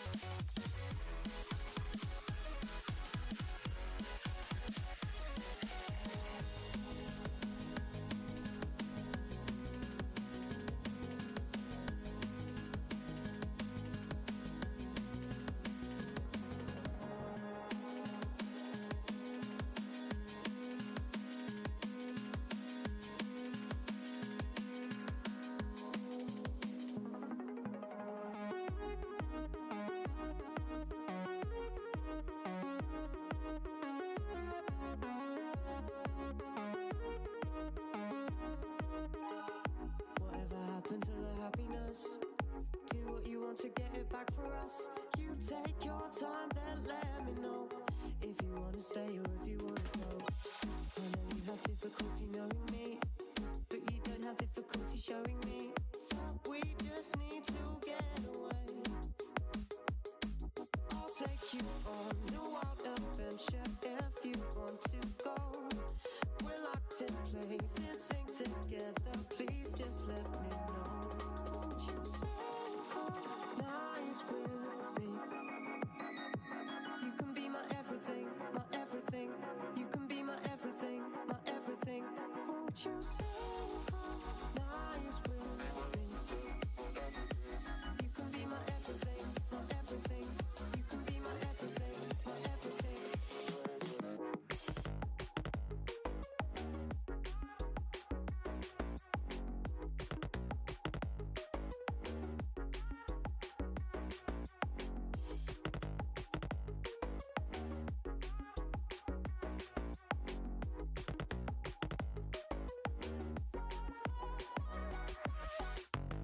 We haven't got unlimited time. Sun is out and you get to your prime. We're falling for love, we're falling for lust, we're falling through everything. You see the summer's getting closer. We don't feel like we are getting older. So show me what you have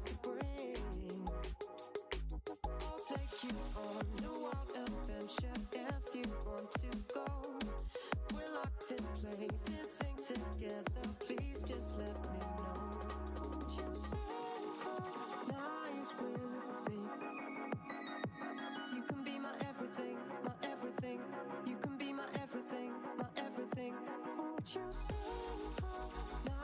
with me. You can be my everything, my everything. You can be my everything, my everything.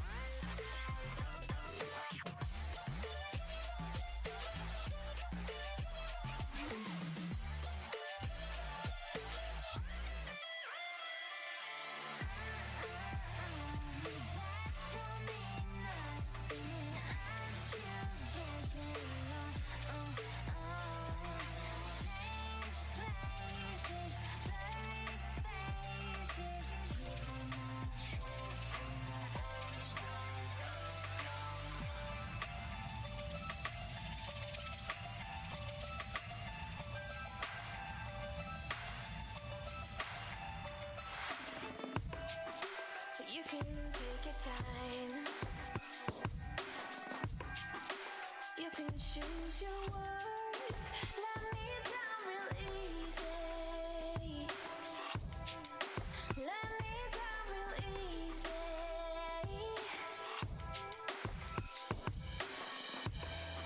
Well, I'm doing just fine. Because I caught your lies. You say that it's you, not me. Baby, now that I am free, I want my lips back, my time back, my words like when I said my love back, my life back, my heart, the one that you knew could break, the one that broke with your confession.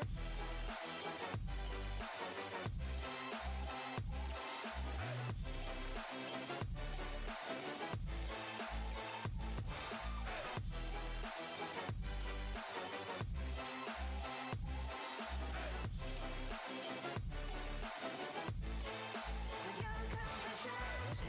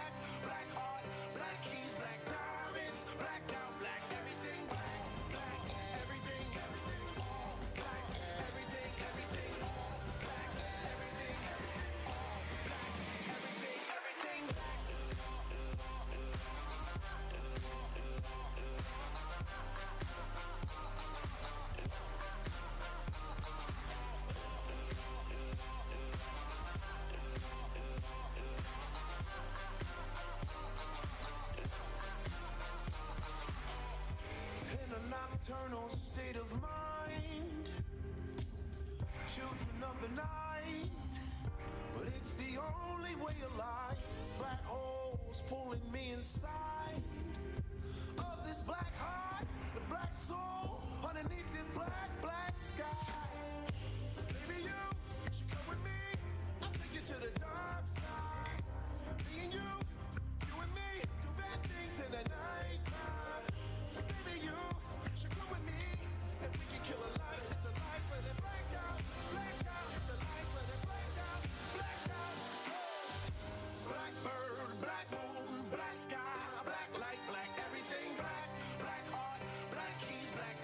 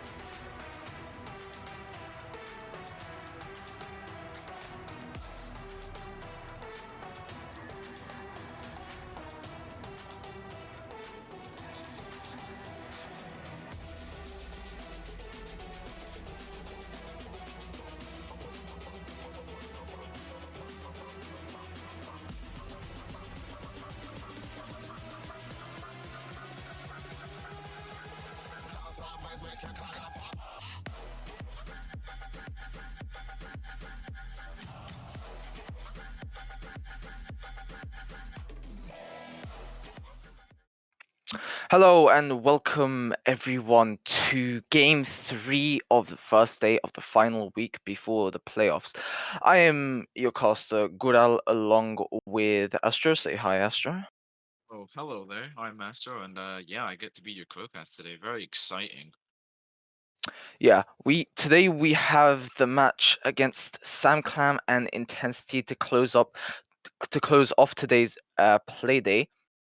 Now, of course, to SamClown, this game doesn't really mean much to them because they already secured their spot to the playoffs. So they could maybe go with a few meme strats.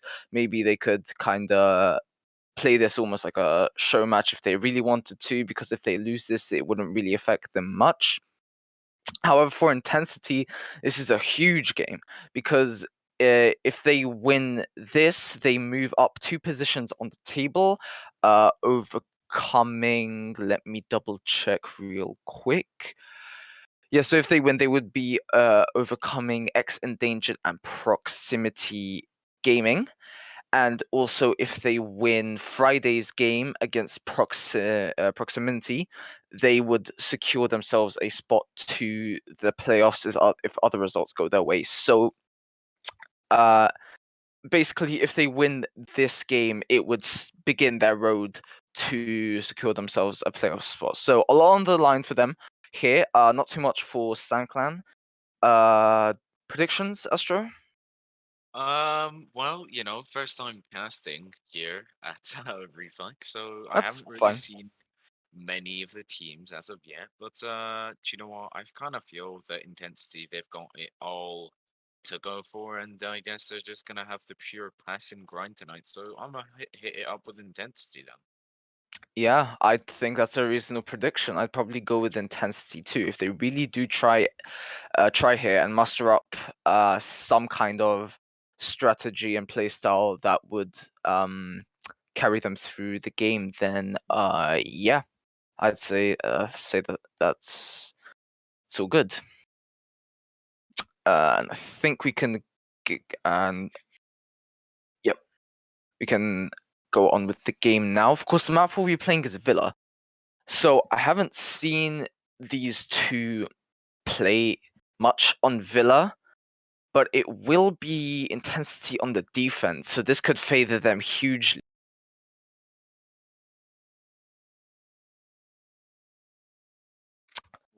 Uh, so intensity will be the first ones to ban. Uh, then of course followed by 2 bans from Stan Clan, and then it's finishing off with a final ban. So Nomad will be the first one. That's gonna be flank watch off the board, which is something that is yeah, that typically happens on this map. Some roamers definitely like to flank, even some anchors from time to time if they are in a position to flank. Next one's going to be Thatcher, the meta ban. You see him a lot. Not much of a surprise. I mean, he's kind of guaranteed to be banned almost every match unless a team is going for a specific thing. Then sure.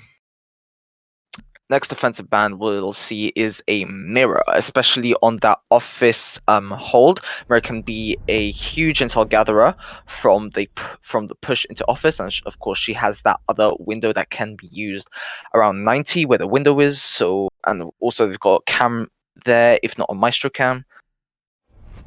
So that's some info there too. So that's all that info that denied, and Valkyrie is going to be the last one to get banned off. So no need to bring an IQ. Not really that the IQ is going to get banned anyway. So yeah, you got your bands on the board coming out with the Nomad, Thatcher, Mira, and Valkyrie. Definitely looking towards some aggressive plays with Nomad being off the board. But nonetheless, let's see what our defenders have chosen. So they've gone for the dining kitchen, and well, that's usually tends to be your offsite. So the one that you go when you're not playing, for instance, Trophy, or you're not playing Aviator. It's going to be your third rotation site. So starting off here, is it going to give them a stronger chance, or are they going to flaw a little bit? Well, I'd say, I mean, they have 6 pick the pulse. That's something. I think this could favor them here because you don't really intensity are definitely definitely trying to catch some kind off guard here, which I think could play into their favor. Uh, and SamClan seem to be in. I mean, they seem to have a pretty okay lineup. I mean, they have the sledge, so they can very much play vertically. Possibly around I'd say statuary, where you can break down into that little storage unit. I'm not actually sure what it's called, but it's the one with all the cabinets closed off and all that. There'll probably be somebody play inside there, so some vertical holes there So would you definitely talk prove useful. pantry, or are you talking bicycle? Is that what you mean? Like, Yeah. well, yeah, so it looks like they are gonna go for the hefty up the stairs presence, and I kind of want to see if it's gonna play out in their favor, to be 100%. Sloth looking to potentially get aggressive as well. He's extended all the way over to Aviator. As I say that, he's gonna decide to go up, down red, and kind of making up his mind, and think he's just gonna go down towards the basement, just to protect it. But the full team of Sam Clan are looking to be heading upstairs.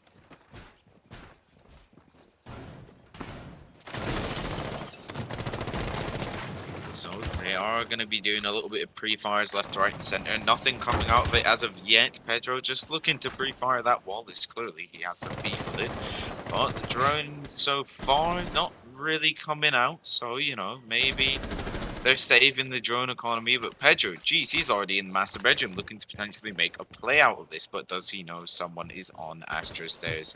This might be the play. Twitch is going to be able to take out an ADS, but C4 going to fly out towards the window, but it's not going to connect towards Twitch. Second C4 going to fly out, it's not going to connect, and well, that's two C4s off the board, leaving it all down to Pulse with the final C4. Over here looking to peek. He could make something of this, but no! Rizkaz reads him, and he's going to shut him down. Rizkaz almost losing his life to a C4 there, but if that was placed just a little bit better, that could have been that could have been the hard breach just taking it off the board. But of course, it's not the thrower's fault. But he did indeed make some impact onto the health of Rizkaz. Now more verticality being opened up here, as they're going to begin to hold their angles, and possibly there could be 2 or more people pushing down into kitchen dining, as Pedro is starting to slowly do here. But look at that Sloth, he doesn't know he's there, and he could catch him out, which he will do. 11 is also down along with Ricardo, but he's going to get finished off instead. 11 is still down, and Rizkaz is just outside that dining area in kitchen, where is now going to look to pick up 11. Well, you know, they had the upper hand here, Sam Clan, but somehow it's been thrown away, and, well, Intensity kind of taking the lead towards it right now. 11 being on 20 HP, and the pulse scan is still going to go out, so if he's not careful, a pre-fire 2 might just end Ace's life here, considering, you know, Sam Clan got 2 very weak players here, you know, HP-wise. They've got 11 who's just on 20, and Rizraz is maybe on 30 to 35, but we're looking to punch out the window and potentially make a play onto Q, as he's just holding out for the ace to move, but he's now known as he pre-fires his position. But Flux is going to get 1 onto 11. That's going to leave us in a 2v4 situation. Wirt looking to swing in, but Rizraz is going to get 1. Wirt is going to get the second. He's going to be taken down by the pulse, and well, it's all down to Ace. He's not going to win it because, well, he's low health, and Pew finishing the round off with a double. Yeah, Sam Clan definitely were. You could see that we're definitely starting to regain some of their footing there after that major loss, losing both Zofia and Sledge, I believe. You know, they were starting to flood into the site, and I mean, they were kind of. If you notice that Intensity were kind of giving away some position information there. So Sam Clan were basically ready to execute, but I think the health played a bit of a factor in the execute there, and the execute from Sam Clan just fell flat on their face. So Intensity are up 1, and to be fair, it's not too surprising considering that Villa, as we all know, is a so nothing too out of the ordinary here. I was kind of expecting Intensity to at least win that first round. Well, yeah, maybe so, but Villa is, you know, as you've just stated, it's one of the defender-sided maps. You are expecting to see that 4-2 split, or that 3-3.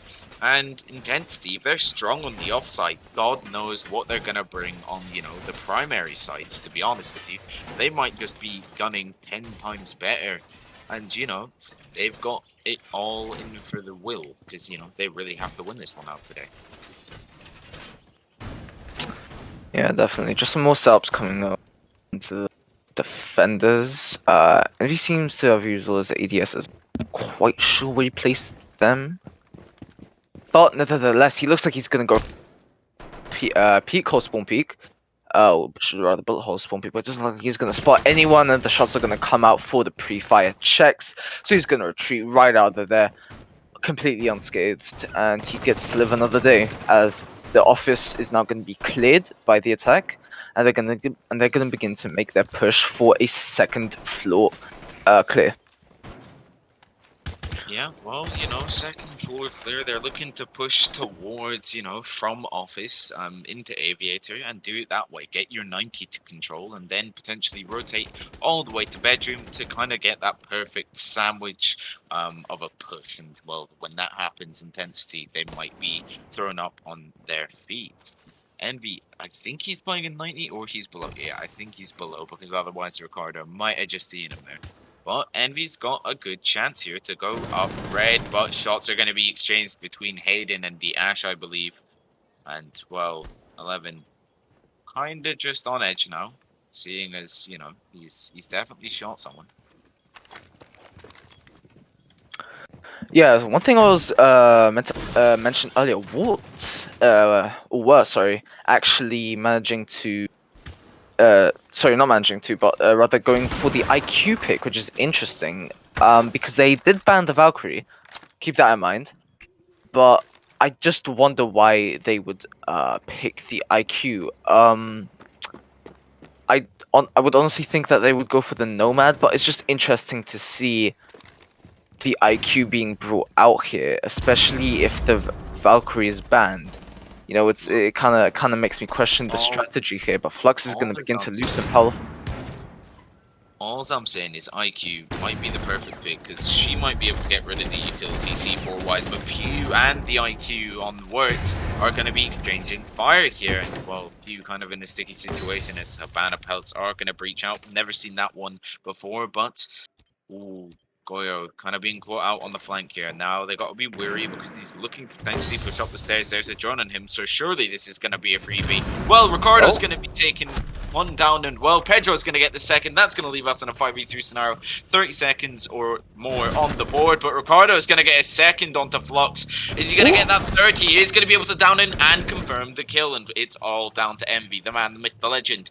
A 1v5 scenario and a dream. He's going to be able to down Pedro and confirm that kill, leaving him with the 1v4 plus scenario. He's going to get the second onto Ricardo. 40 seconds in the game. Is he going to be able to back the third? He is so close. 11 being so weak, but he doesn't know he's playing aggressive. There goes the down, and he isn't going to be confirmed as of yet. A 1v2, 20 seconds on the board, plus the 7-second defuse time. He's but Wirt is going to catch him off guard, and well, Sam Clan taking round number 2, bringing it back to the 1-1 scoreline. That was crazy awareness and composure from Envy. I mean, he's definitely been in these situations before, you can tell. And I mean, you could argue what Siege player hasn't, but the composure Envy showed there was good. It wasn't enough to get the 1v4 clutch, but it was good nonetheless, and it could be something to work on in the future, but I mean, good try. Well, I tell you what, he was so close. He was getting kills left, right, and center. He was popping up, and well, the defenders, they were popping up for him. They were just kind of saying hello and refused to shoot back until Wirt went burr with the G8. But now, on our third round, the defenders, once again, looking to rotate side. So, they don't like to retry what they failed. They want to move on, essentially. They were very close to getting that, but it just wasn't in their favor. And of course, you can't rely on clutch ministers to carry out the rounds. So, but yeah. Anyway, the site will be Aviator Games, and to think. Actually, I don't know what I was going for that. I lost my train of thought. Anyway. Well, hopefully I can help you out and potentially say, well, Flux here, he's on the smoke, he's making rotates, and I tell you what, he's opened up main here. Is this for a play with a shield, potentially, giving us somewhat of an extension to hold off the attackers. But Sam Clan, once again, just looking to go for your average bedroom take as 11 fires those windows down. But of course, he's not going to find any kills out of it anytime soon. Yeah, a little bit of deja vu on this bedroom push. Of course, this time being less people and there's more focus on the west side push, with Ricardo being close to that trophy room. Oh, I'm having a bit on my stream. Sorry. Well, honestly, they're kind of set up to do one sort of perfect pinch onto 90, and once you got that 90 control, I tell you what, it's gonna be a struggle for intensity. Giving up 90 really early, it's just gonna be a lot harder to hold off your side, to be honest. That's all I can really say. But we're going with the pre-fires with the G8. He's gonna pre-fire that door, and hopefully that's gonna give intensity somewhat of, you know, a noise to say, well, we're here and we're booming and we're ready to kind of gun. Asteroid's gonna go out. It's gonna take down something. I believe it was either the door or Malusi Jammer, but 11 looking to push up onto 90. Is anyone there to peek him? I think it's Envy on the Jaeger, just standing real close by. Prefire's gonna go out from 11. Nothing found as of yet. Looking to reload, and well, Pedro and Habana have all caught up, but this shield from Flux, it's gonna play out right now. The real question is he going to be able to get this kill? No, he's not. Asteroid's just going to go out. Shield is going to be off the board, and he's going to be forced to fall back. Yeah, Envy, pretty good so far on the hold, but Flux going big right then and there. So I'm gonna take this a little bit more slow, but it might cost him. Pedro taking a bit of damage. He's still peaking from that 90 angle along with Ricardo. They're gonna continue to put some pressure onto there. Just get a nade, Oh. Ricardo. Just Oh, book the nade. But Pedro going to be out the game, and Envy going for a swing. He's going to confirm it onto Ricardo. Sloth is going to get 1 onto 11. That's going to leave our final 2 attackers in a sticky situation. Gunfire is going to be traded towards Goyo. Back to the Habana. Equal damage almost, but Habana going to get stuck in the smoke. Forced to rotate back towards Suddy. Sloth is going to be downed. He's going to be taken out by Fluxo, and it's all down to Habana on played by Rikaz. Rikaz is just gonna patiently hold this angle here. He's gonna wait for somebody to peek out. That will be the Jaeger, first one to die. There he goes, off the board, but there is only 5 seconds left and there's no way Rikaz can do anything here but wait and for the enemy team to give him the kills, but he doesn't manage to find that final one onto smoke, unfortunately. But, oh well, things like that happen, and Intensity are going to take their second round. Yeah, so Intensity now taking their second round, and that's going to leave them with 2-1 scoreline. They've got the upper hand now. One more, and well, it might be a little bit of a demotivator for the other team. I guess we just have to wait and see how they play it out. But we are going to switch to that current lovely pause and just wait for, I believe it was Pedro who disconnected to get back into the game, so we can hit it right off again. So I'd just like to talk about the history of IQ and how Sam Clan have been using her. It worked out once on the when they were not pushing on, but when they held when the defense held trophy statuary. I mean, it worked out then. You know,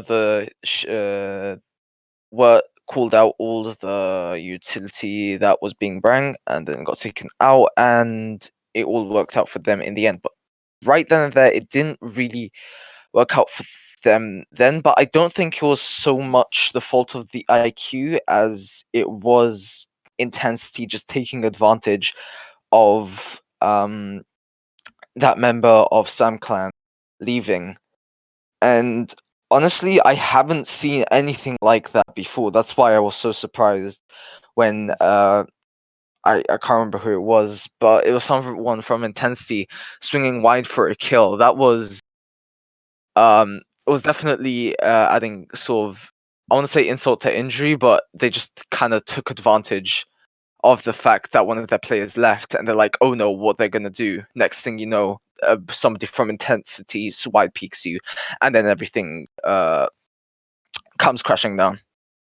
Yeah, no, 100%. I could not agree more. But I guess we kind of have to wait and see how this plays off. Is the pause going to affect the players' momentum here? Is it gonna either slow it down or speed it up? Is the real question. I kind of just can't wait to see, to be totally honest with you. I mean, there's probably just some. There's only There's only really two things that's probably going on in the VCs. Either it's conversation about strats or what they're going to do next round, or just banter. Yeah, maybe, but yeah, It's all it ever it's really is. yeah, they might be having banter, or they might be talking strat heavy information. We're just trying to think what's the next play in this situation. What we gonna plan on doing next? Uh, you know, I guess that's one way to put it. I mean, Um, intensity definitely don't want to be distracting themselves, so I'd probably go for the first option in terms of their. yeah, and who knows? The pause might slow down their momentum. Might It could. make them feel more confident. I guess we just have to really wait and see. But, with the current kind of standings we're seeing, it's been a bit back and forth. And, well, if Sam Clan is able to get around, then I'd say we're kind of going into this back and forth, round after round, round after round. And it may become a game of actually who can preserve the most energy to bounce back at the last round, at the final second, at the final minute, to kind of slap the other team down and say, well, we've saved our energy, and now Mm, we're kind of here to show who's boss. yeah, it's a good way of putting it. Mm. Uh, But seeing how these teams have played it so far, I'll be honest with you. It's been quite a lot of aggression from our teams. But I've just seen the Pedro's back in, and well, the on pause is gonna come out, and looking like Pedro's gonna be on the line right now. But Lion. six phase is gonna come out. Is he gonna six off it? Is he not gonna six off it? He's gonna Yep, he six will. off it. There you go. You don't see Lion very often due to, No, not massive really. the massive nerf. But I say with a coordinated team, Lion can be the defender's worst nightmare, to be honest. If you were getting tracked down as a roamer and your team are screaming and saying that you need to get back to site, they need help, they cannot withstand this anymore. They need you to kind of tear up the attackers, and all of a sudden the famous, enemy drone above 3, 2, 1 countdown comes out, and Mm, well, now you're getting pinged by a line drone as you're moving. mm. The attackers switch around Unless to you're hunt you Vigil, down. then you're free to roam. Yes, unless you are the man with the legend. Vigil, you know, with the little special gadget. I'm not actually sure what it's called, but this gadget is Neither do a I, force actually. a force to be reckoned with. I thought I knew the name of it, but I don't. Um, I don't know. Alright. Anyways, Sloth. That's who the Vigil is getting played by. He's gonna be the roamer, as per usual. As it usually is with Vigil. Uh, and Intensity are just gonna continue with the setup. Not spotting anything too fancy.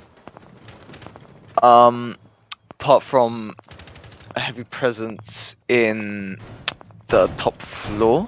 That's gonna be Pulse giving in some huge information. Possible reason due to the heavy presence up above is could be to counter this push that is coming from the east. And we're just gonna have to see how this plays out. Shots are gonna come in as Sloth begins to retreat because he knows that there are many, Oh, many members of them.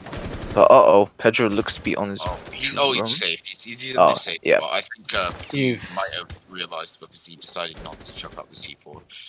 For a second, I thought I heard a C4 go off, but no, it's not. But there goes the first king. Bada boom, bada bing. It's going to be Pedro off the board, taken down by Envy. And, well, he's now kind of looking to rotate out as, pre-fire is coming from the astronomy window. But there goes the C4. The ricochet blast is going to damage 11 and Ricardo. But the second one's going to come out. Is it going to connect? Yes, no. I heard it. I heard it. I hear it. Oh, But there there it it goes. is. It's going to blow out and nothing is going to really come out of that as of now. But Damn Clan, 4 members down currently in intensity. Kind of looking to take the round. But speak of the devil, it's going to be... Oh! Oh!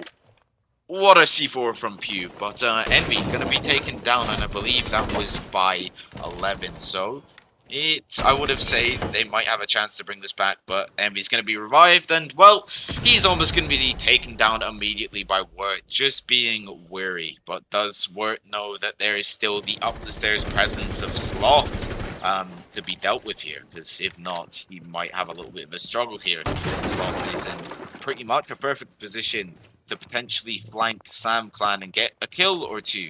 So I guess we just have to wait and see. But the vertical play is gonna come out from the sledge, and it might reckon with the defenders, how they play the site.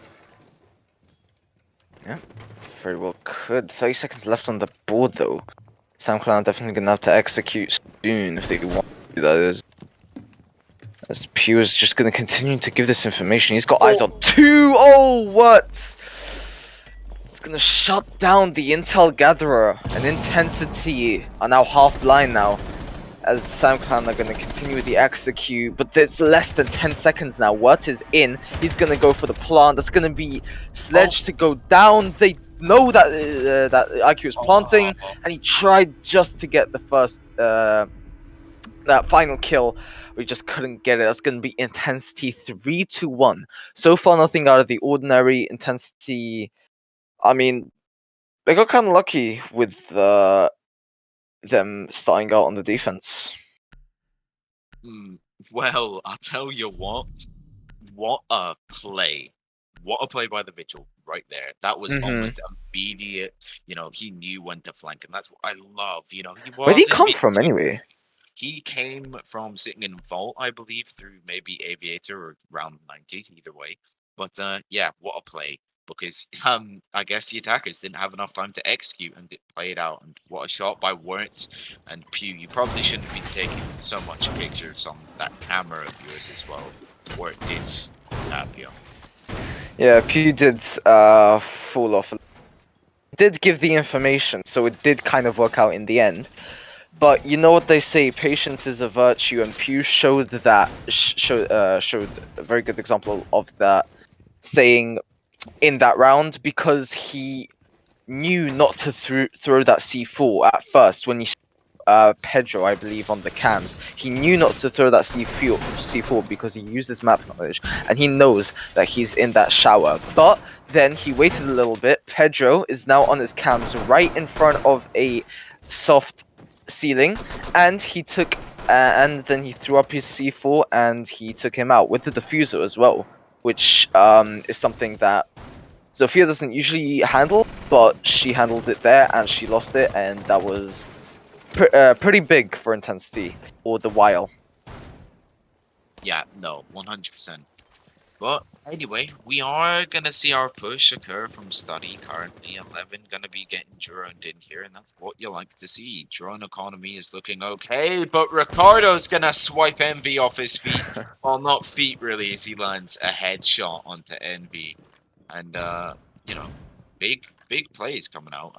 Sam Clan, overall, they're kind of gunning, but, intensity, they've got some leading fraggers as well, that being Envy and Sloth and Pew. They're doing big bits.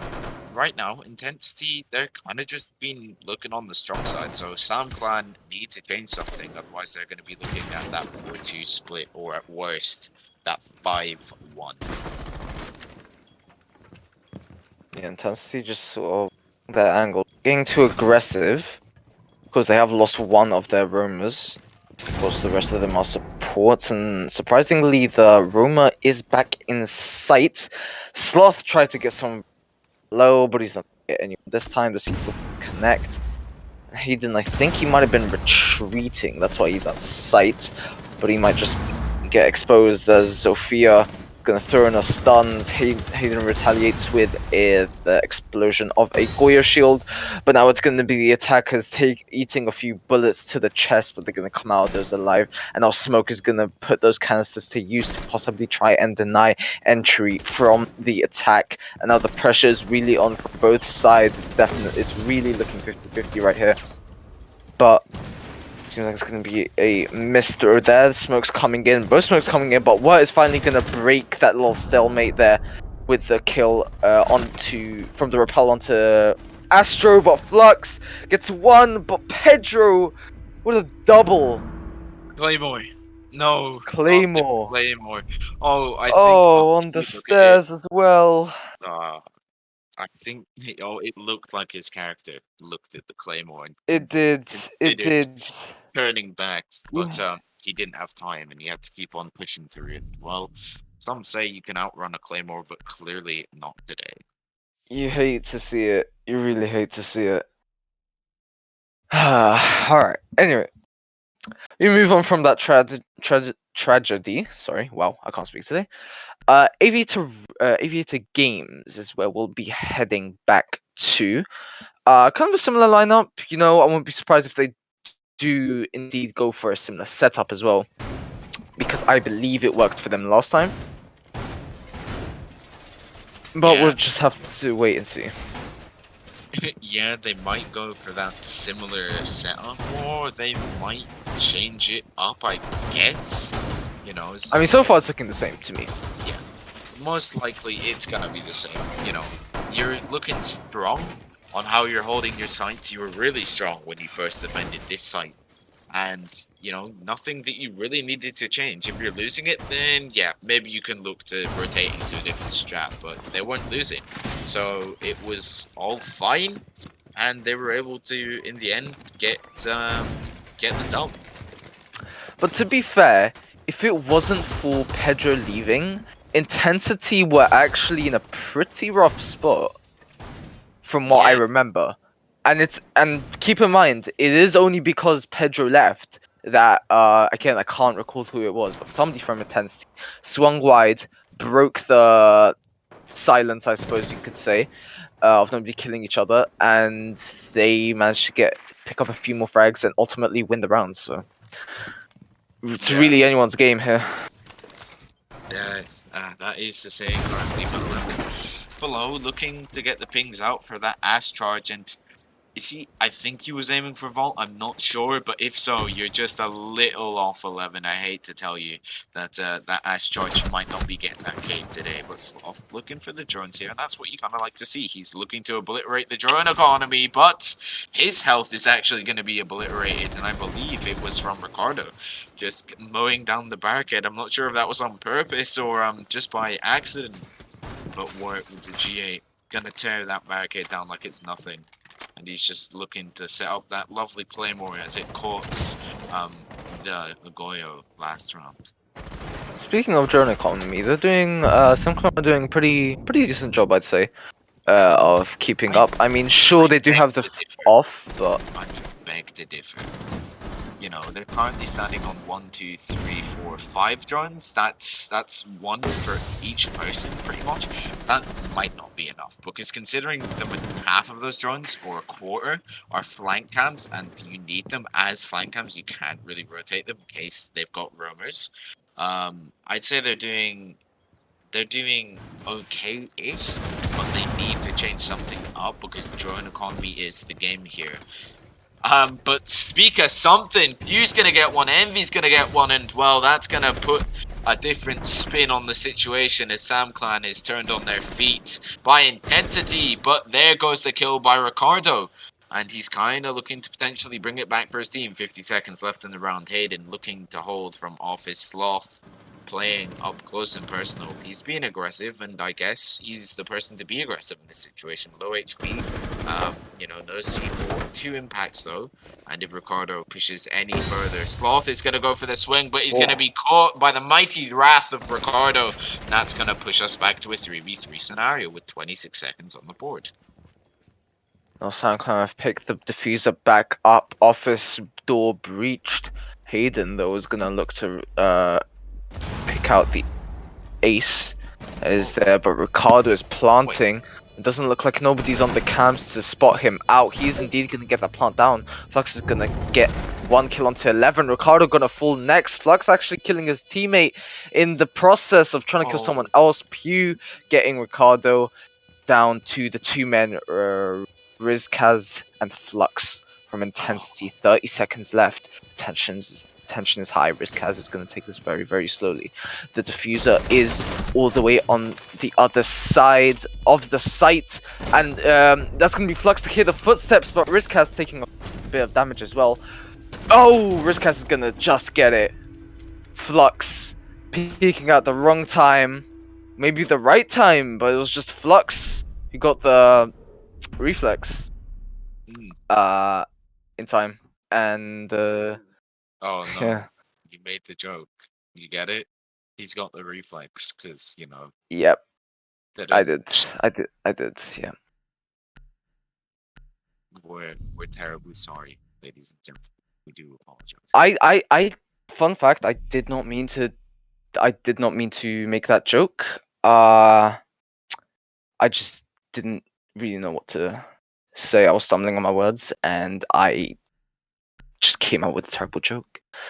But I believe apologies are due anyway, so apologize. Well, I think apologies are due, but not from us. I think it might be from Flux with the TK. Because maybe if he didn't TK, Intensity would have walked away with a 4-2 split. And maybe now they're kind of kicking themselves because that TK came out and they're on attack. And I guess you could say they're in. Wait, they've gone for. Wow, they've gone for the library. The library thing. Oh, they have? Yes. They have. That is interesting. This is kind of what I was talking about. Maybe this is the show match strat. Possibly. I don't know. But I mean, then again, there's the counter argument that SamClan, I mean, they forced the 3-3 split. So why would they pull a show match strat, So I'm thinking this is a part of something bigger. Surely this doesn't work. Are they trying to bait them or something? Because they've kind of muted it all off and it looks like they're gonna do something. But also, I'll tell you one thing. I'm loving the angles and the cinematic bird's eye view camera from our amazing observer, Dan. He's got it all on the board today. Definitely, yes. But speaking of which, Envy looking to pre-fire, and I genuinely think that they think it's upstairs. I genuinely think they might. Surely not though. Like, there's no way that this happens. There's no way. Maybe Envy looking now to push down the stairs with Flux, and if that drone goes out correctly, or if it does spot the bombs, then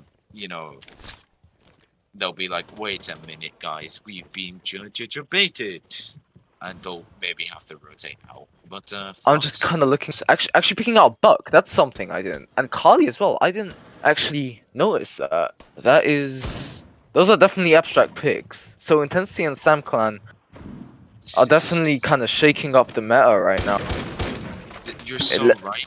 But this is kind of risky. But fourth kill is going to come out. It's going to be Sloth. And, well, if Flux spots the bomb here, potentially, Prefire is going to trade out towards the smoke. He's going to do a bit, but not a lot of damage here. Ricardo down below. UMP in hand. He sees the buck. He whiffs a little bit, but I think it was just unlucky timing. Unlucky timing from Ricardo, if I can actually speak. As well, the buck moved towards the banisters. That's probably what caused that. See, Astro, I have an excuse for tripping up because I've casted twice today before you don't, so Oh, I'm sorry, but they think the site is up the stairs, so, this might be a bait, but the C4 are gonna fly out. It don't matter, because Sloth is simply better. He turns and twists, but it doesn't matter, because Wirt, is gonna get the kill. And, well, phew. Now they've realized sight is down the stairs and they're looking to rotate. But this is kind of what happens when you only have one player on site. Bomb now looking to go down there a bit iffy of where they want to plant. They don't know what's the best post plant scenario situation that they can walk away with. But with the vertical plays, it's going to be real good. Player going to swish across Wirt's screen, but he might not be able to get the kill. The Ash is going to come out and he's on 1 HP and it's down to Ricardo to kind of get the majority of kills here. Ace, he's going to swish, but it don't matter because the pre-fires are going to rain out from Hayden. He's going to be able to hit Ricardo down to the ground as well. Down to Wirt on about 5 HP, I guess, with 20 seconds on the board. Now Pew finding himself in a firefight with the very lit Wirt, but he's eventually going to pull. And Intensity are going to grab their 4th round, and Astro, with that comment earlier, I was joking. Because it sounded like you were genuinely sorry. Oh, well, I kind of thought for a second, like at the start, did they think that the site was helpful, or did they know? And they wanted to bait the casters? Man, if they out here baiting us casters, we're gonna have a serious talk. Yes.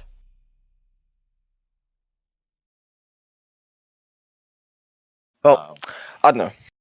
But will be yep, so scoreline 4-3. The attack are actually gonna go with a similar lineup to how they attacked before, and I mean it worked out again. I mean it worked out for them there, so maybe it might work out for them again. Let's kind of break it down. So of course you've got the Ash, you know, she can clear those ADSs, she can clear utilities, she can open up the soft walls, etc, etc. Of course opening up the soft walls won't really be necessary, because if you're gonna be opening up soft wall, if anything you're gonna be opening up the ceiling or floors. But they have flux to open up from below on the buck right there. Pew bringing out the Kali, which is probably being brought in as a substitute Thatcher, although then again it begs the begs the question, why not go for, I don't know, maybe a Zofia, because that's something. But speaking of not having a Zofia, they actually go for the Jackal instead.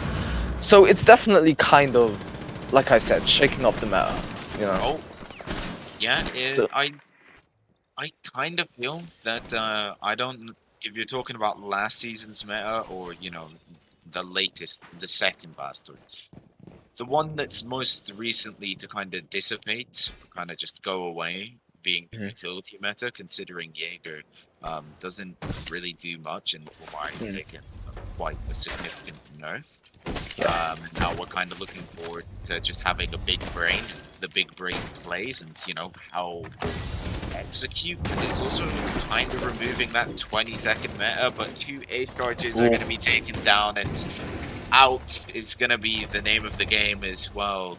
Rikaz is going to be taking a little bit of damage, and finally Ace is going to get the wall open, but at what cost? Is now Rikaz has somehow managed to rotate, and if he's not droned out here, oh sure, Oh. did he mistrend him? See the panic earlier from the smoke as well when Buck exposed him. He's kind of worried, but he has got the hatch drop available to him, and he's gonna hold that shotgun and hooray for the best. But Pew on the window now, he could potentially go for a swing out, but I think the Kali might be able to catch him. But if she's really focused on the bar here, maybe not. And well, Rikaz has got to make his move. It's time. You gotta do it, son. 50-50, take your chances. Pew looking towards the main stairs, he's not even focused. But yeah, they 100% don't know he's here. And this is your time. Go for it. Swing. I mean, Swing he's- or be swung. That's my motto. And if you're not getting enough kills, then swing harder. Do it. Swing. And bear in mind, he still has all 3 cannons left. use those, but I mean, I'd say go for the swing. No, screw the utility Gora. We're going for the swing. Screw it, man. He's got to do it. Just swing, He's gotta. He's gotta. man. Otherwise his teammates are gonna get killed. Sloth Like is right gonna now, get a kill Sloth. going. No, we don't care. Do it. Swing. Do No. it. Oh no, he exposed himself. No, wait. Maybe not. Oh. Maybe the Kali didn't see. Maybe she was Maybe. aimed outside. Maybe. She Oh, was. she- She was. She was. Oh, yep. And, We're fine. and he's gonna do it again. Oh, he's doing it again. Okay. Okay, no, but I think now he's called out. Yeah. Oh, yeah, there he goes. He's been caught out. The time was not the essence, but Pedro's going to be able to get a kill, and well, Sloth is not going to get one, and Flux, he's going to finally end. Oh yes, Rikaz, he finally did it. Oh yes, he swung. Well, But- he I got think smoked. he played that smarter than us because we told him to swing. No. He waited, and oh my goodness, did it pay out big time. Gora, man, what we gonna have to do when, like, the stream now starts questioning the casters and what they're saying? If that happens, I'm blaming you. Full send. You're going down. The ship's going down. I'm off, but you're taking it down, man. I'm not Oh. lying. You've doomed us all. The waffle. But look, we needed the swing from smoke. Even Dan was invested in it. He refused to spectate anyone else than Hmm. you and Rikaz, and that's truly the play.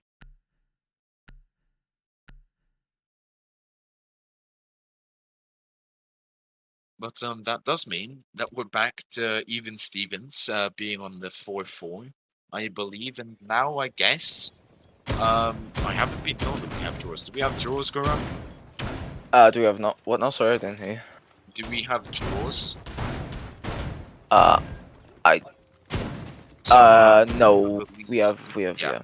We have overtime. So if this continues the way that it's going, and we might be looking at overtime, and yeah, I don't know.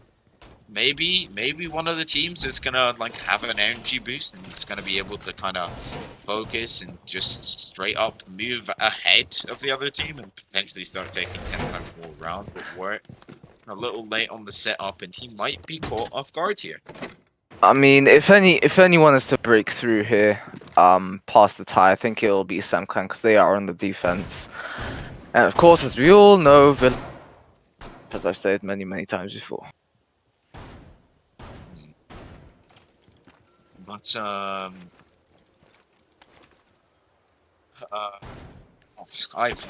I'm just lost, to be honest with you. But anyway, let's get back to the game. Stop being lost, Astro. Rikaz is taking up the closet position, and I love to see this play. I want to see where you're going to go with it. I've seen teams do different versions of what he's currently playing, rather than it being a smoke. It's someone with a faster shotgun, fire rate, whether that's the Ella with is it the what's it called? It's like the F12, but ouch! It's gonna be you taking a lot of damage from something from somewhere. We're gonna be kind of pre-fired down by Sloth's 50 mag. Oh. And well, Sloth now making the look of play, but it doesn't matter as Kali with the 12 times. The big sniper is gonna take out Ricardo. He is off the board, and that's gonna leave us in a 4v5. Rikaz is gonna be moved though, and I'm wondering where his shield is. His Flux is gonna get one onto work, and well, this might make Rikaz's position unplayable. I believe you have some delay on your stream, Astro. Oh, maybe. Oh, that's gonna be Sloth taking out 11 though, as I notify Astro. That's gonna be Pedro and Rizkaz with two big kills to kind of even out the scoreboard as much as possible. However, Intensity still have that one-man advantage, so Sam Clan is looking to play the slow. The time is slowly starting to play into their advantage. Yeah, Pedro. and 54 seconds on the 51. Are you on the same as me? Yep. Okay, so we're 47. good now. Yep. Rikaz, and well, as we said, time is taken away, and Rikaz in this position, and he's yet to be flushed out, and this might actually be a struggle from Sam Clan now. they have to go for a trade here, maybe, jump in the window, one person dies, the other gets the refrag. I'd call it, yeah, a bonus because he still have the one-man advantage. Oh, in Oh, comes it. He's going to get one. He's going to get one, and I think I'm delayed again. But Rickaz is going to pre-fire with the SMG. Nothing yet. Left, right, left. Pedro's going to be downed. And, well, it's a 1v1. But Pedro potentially in a revivable position here. He hears the squirming of Pedro on the floor. He's going to be able to take him down and Flux knows. Yep, he sees the feet, and there he goes. Flux winning a lovely clutch and intensity. Taking another round, leaving us 5-4. that was a good swing. I know you love to see the swings with the shotguns, just the thunderous buckshot when they fire. It's so satisfying. Anyhow, trophy statuary is where we will be going. Oh, seems like we're gonna have a pause due to a sound bug, as the information I'm getting from the chat, and as Envy is gonna go and restart his game. Astro, anything you noticed that round that could have contributed to Intensity's win? Uh, I guess they were. I don't know. I, it came down to that 1v1 scenario, and it was just lucky, or not luck. It was kind of Smoke was out of positions to hide. Hmm. You could have probably done a big brain. I don't know if it's a big brain. I would have just jumped out the window and ran for my life. I would have gone all the way to the attacker's spawn and said, "Nah, it's alright. You can plan. I'll just vibe down here." Um, but yeah. So that was so unlucky for the Smoke. His flop saw his Mm. legs and it was like, well, you're going to bed, and he GN'd the Smoke with a I skeleton. mean, he was already in bed. The He buck was just kind of pulled the sheet over him, tuck him in. Yep, he was lying down on the floor, ready to go. But skeleton key coming out from Flux there. He was able to confirm the kill onto Pedro, and then after that, he was able to kill the Smoke. And I'll tell you what, you don't really see many skeleton keys kills come out. No, you really don't. That's also another thing that surprised me. I'm like, I thought he was gonna come out with the bullets from the actual assault rifle, but he just went for the shotgun instead. I mean, either way, he wouldn't. The smoke wouldn't have enough time to react. But you know, but we have just seen that Envy has returned. Pops a quick thank you in the chat, and we are ready to go. 6-pick phase. I think everybody is content with their operator picks. Ricardo, Rizkaz, maybe Pedro. Nope. Yep, everyone's content. Okay, no 6-pick coming out this time around. So, yep, preparation phase. Trophy statuary, as I said before. That's where we're going. Rizkaz just makes a rotate there. Pedro is also going to help him out. Yeah. Now they're looking to hold the same position as last time with the closet play. Meat jammers going down, ADS, utility all being put into it.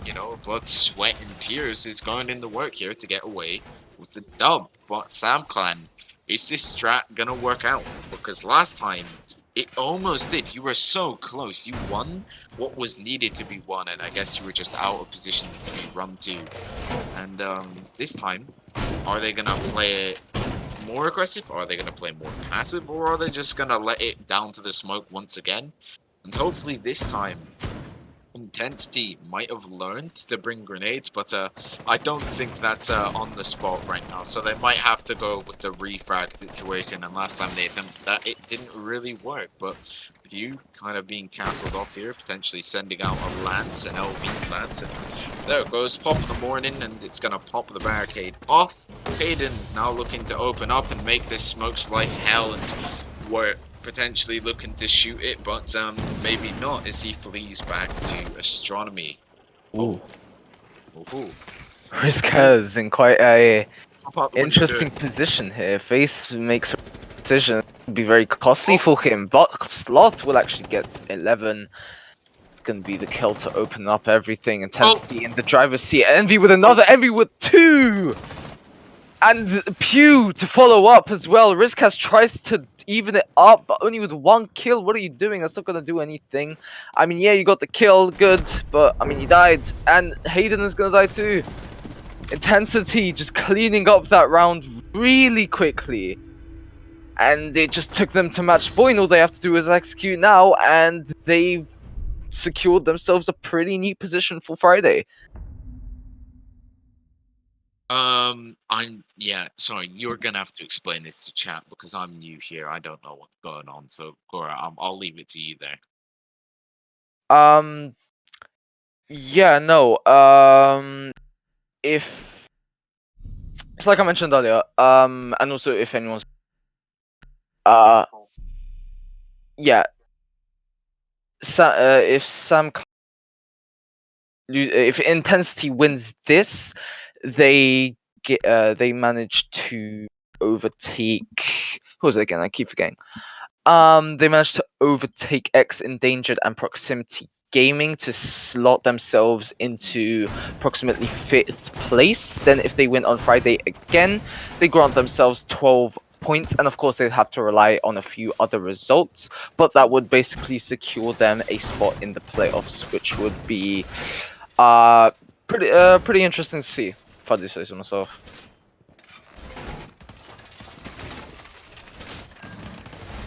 Yeah, it would depend on the other results of the game.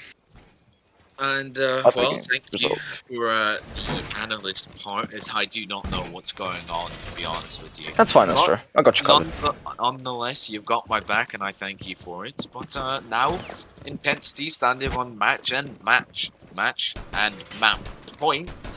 And SamClan kind of facing their worst fears. But yep. Your worst fears is going to be Envy with the R4C Black Ice as he takes down where I'm not even sure if... Oh, wait. Oh, surely not. Oh, surely. Yeah, he was opening down the window casually and he took down where? I think. Yeah, he might have just been casually opening down the window, but that is an F in the chat. And whoa, Envy, look to your right. Wait. Okay, Ricardo's down below. Okay. Wait, no, is 11?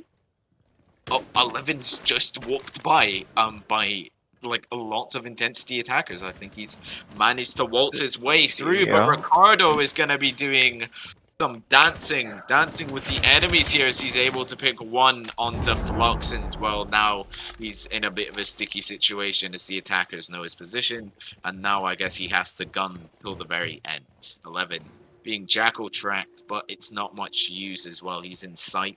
At least they get to know his position, and Sloth now looking to help his teammate.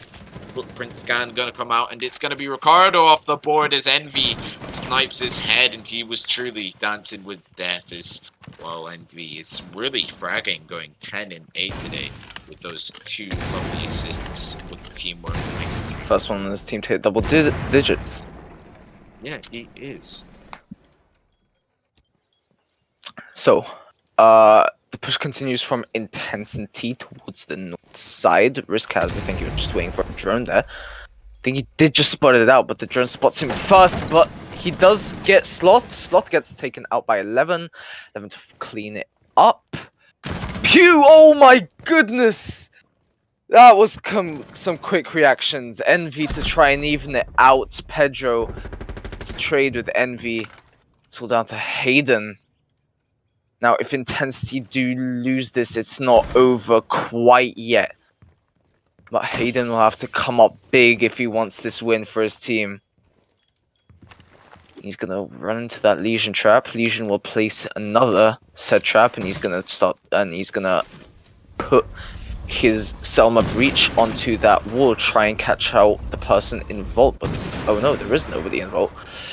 They're all the way by the B site and A site. They're split. 20 seconds left. He's definitely gonna have to push. He runs into another trap, but he might not have time to put it out. Never mind, just catch that. He's gonna pull it out so that it doesn't bug him. He doesn't manage to catch the head, the top of 11, but he won't manage to catch the head. And it'll be Pedro to clean up his dead body. Well, that round definitely took a swing. To be honest, I thought the attackers would be taking that. But apparently not. Sam Clan are clawing their way back to go to overtime, and well, it's the most important time ever as well. It's 6-5, meaning Sam Clan have to win this to go to overtime, or if they lose, they are going down and losing to Villa. 11 came out big with that double right there. I think it was on two. It was again. It was somebody, that or fadeaway onto Kali. That was good. Mm. Yeah, and honestly, the amount of kills coming out from Envy last round, I thought they might just take that with the pure gunpowder of Envy, but this time Sloth has brought the nades because I think if they decide to go for that trophy play, they might be met with a little bit of explosive power coming from Frost grenades. Yeah, that is Frost which is um let's take you Works. back real quick to 2020 actually, November major finals, BDS versus Team Empire. This was the final map, Villa, and Empire used a good amount of Frost on the Villa, and of course, as we all know, the rest is history, and Frost actually played a big part in the win of Empire here, so maybe we could see something similar in SamClan. Of course, there was another EU final tournament that also included a heavy amount of Frost, and that was BDS against G2, where of course the famous Pogmat scenario happened, and again, like they say, the rest is history. Well, yeah, the Pogmat situation, maybe we're looking at it as again, because this time they've got multiple decisions.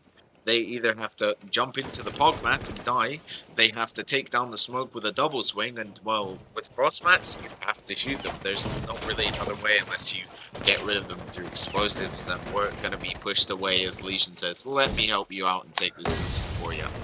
Now, Rikaz is going to be put in a little bit of a sticky situation as well. The wall is going to get blown open with the ace charge, but luckily, wait, is 11 caught it in time and maybe impact tricked it? I'm not sure, but one flashbang. Two flashbang. Rikaz go for the swing. He's going to get one, and the grenade is going to go off, but it doesn't matter. Rikaz has managed to get a kill out of it. How did And that work for him? well, he's taken after my model. I think he's walking clearly. He just knows the after Probably model. stream Wing or snipe. B1. Wing or B1. Rikaz, he was the aggressive play working out. Once again, Intensity are struggling to remove him from his position, but they're not going to struggle to remove 11 as well. He hops into the bathtub for a little bit of a cleanup, but he's going to be shot down. Indeed. And now Rizkaz is going to continue to play on that closet. He still hasn't been flushed out yet, which could prove troublesome for Intensity if they don't take care of him. Sooner or later, Ricardo is going to run it into Envy, who loses his life to said Ricardo. And Intensity now lose pivotal player. And I'll make this push harder for them. Yeah, Pedro. now off the board. Pedro looking to pre-fire, and Rikaz is still in this position unbelievably, but Pew's going to be taking some damage from someone somewhere. I'm not quite sure. I think it might be Pedro as I hear the bullets of the 416 go off, and well, bullets of the 416 are going to go off as he's able to take Pew out of the picture.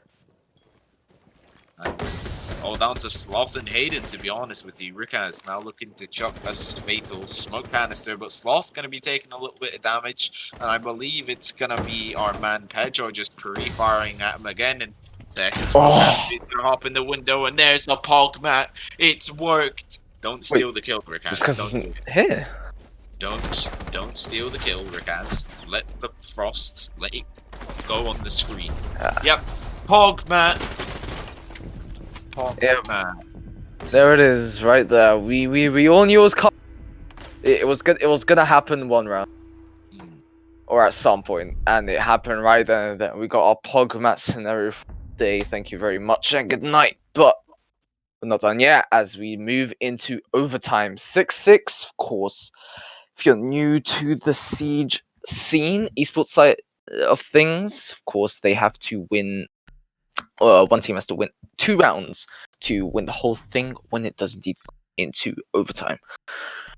AVA Games is where we'll start off this series of rounds, as Wirt is gonna move on from one electrician to the next in the form of Bandit Six Blick onto Kai Eid. And for Aviator Games, this makes sense to a degree. What do you think, Astro? Um, I'm gonna go ahead and agree with you. But honestly, I tell you what, Guru, everything's heated up because we're in overtime. Don't you say, everything becomes twice as intense as it was last round. Because you're fighting to the teeth and nail for this. Yeah. You really are. Just because it's I mean, silent placement for the shield, honestly. I was thinking, because I usually put whenever I play smoke on AVA games, I kind of put it like on the very corner, like just as you turn the corner, I put it on there. But some people prefer it like that, and there's nothing wrong with that. I mean, it works just as effectively, if not even more. But Yep, well, now the round has started and we're kind of looking to get into that fixture play. And as I said before, it's heating up and Sloth going to breach that window with the big old breaching hammer.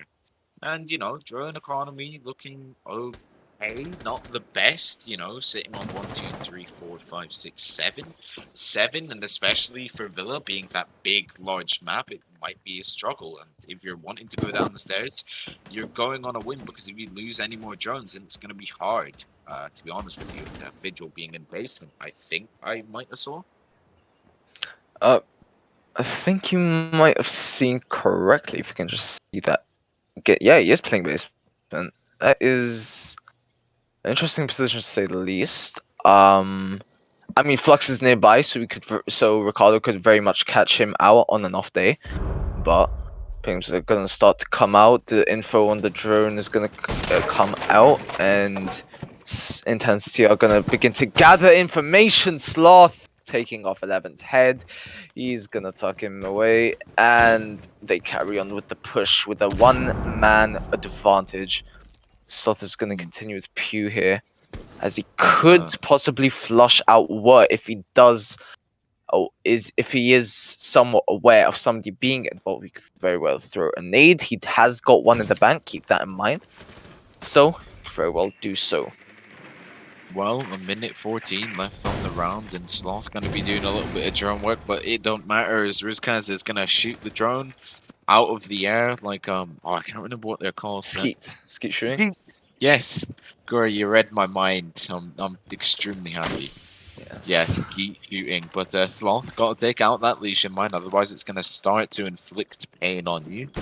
And now I guess we're looking at the execution grenade pin going to be pulled off. It flies towards the attackers, Ooh. but Ricardo, he knows how to play the roam game, and well, he's taking Envy off his feet. As Wirt is firing, but Flux is going to get a refrag onto Ricardo, and that's going to leave us in a 3v3 scenario. Rick has burning on the floor, hoping for the best, because if Pew swings out here, he is going to be met with death, but surely he hears the movement of the smoke. Rikaz is now going to throw that canister and go back to his prone position, and I think Pew might know, and that's why he's staying in the corner currently. Nonetheless, I hear the gunshot, but Flux is going to shut down Pedro. And, well, Pew's going to get one, but it's all down to Rikaz in a 1v2 scenario. The plant's going down. He's got to get this buck, but he's not going to be able to. His Flux is going to shut him down. And, well, Intensity taking round number 13. And this could be very big for Intensity, because now they got the hard part out of the way. They won the attacking round. Now they just have to concentrate and knuckle down here on this defensive hold. So we could possibly looking at an Intensity double up position table thing. I don't know what I just said, but yeah, they will gain 9 points, possibly on the road to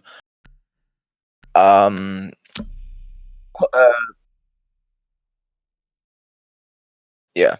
So if they get these 3 points, they'll get 9 points, which will lead to the playoff spots, but of course they still have to win one more to give themselves 12, and they could secure themselves a spot. But actually, not quite, because they still have to rely. They still have to hope that certain results go their way in games out of their control.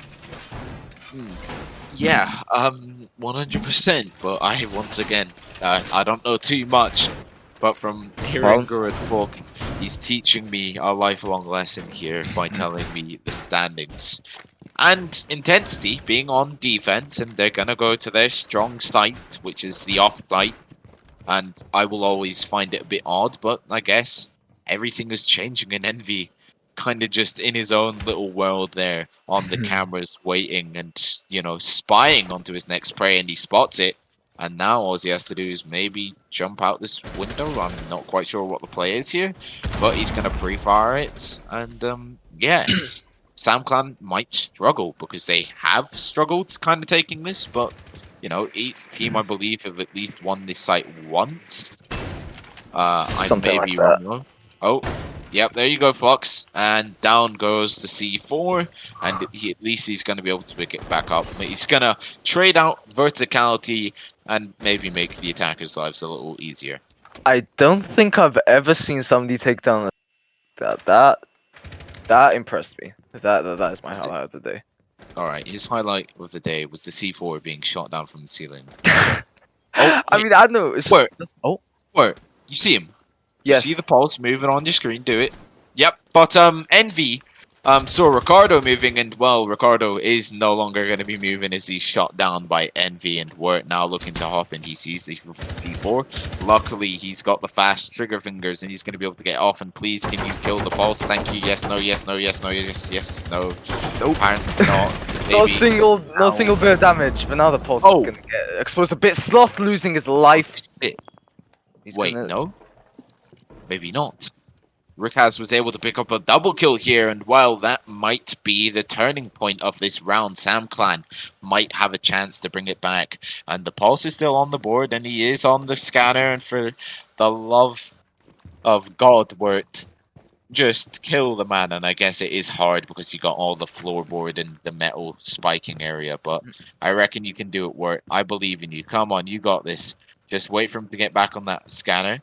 We'll do this together, okay? All right, that's it. He can't hit You you, see him. Astro. You see him. You got this work. But Rikaz now looking to face the Malusi. Does the Malusi here? No, Um. she doesn't. Oh, yep. You're right. Did not hear Rikaz at all, but he's gonna be scanned out. Oh, and he saw the player on the red stairs, and he's gonna aim off sights. His Flux is gonna hit a nasty SMG shot Goodness. onto Rikaz, and well, it's all down to Wirt, the man, the myth, the legend. 30 seconds left in the round. He's spraying left, right, and center. Doors are falling, and well, now he's got to get these last two kills with 30 seconds on the board. He sees the pulse, but he's going to be swung by Flux, and that's GG's in the chat. Intensity must be pretty happy right now. I mean, hard fought victory indeed. Intensity managing to win out more attacking rounds than originally expected of them, and I feel that like eventually got them that win. So just impressive stuff from both teams all around. But Intensity were just the better team, and more importantly, Intensity were the team that wanted it more. I think is what it eventually came down to at its very core. So I think that's a very nice way to end off the first day of the final week before playoffs. What do you think? Yeah, I do agree. That was a really nice match to end the day off with. But I think some thank yous are in order for all the people that have played today. So that's a Yep. big thank you. And of course, Um, our lovely wait, observer, Dan the man. yes, Dan, the man, the myth, the legend, being the observer.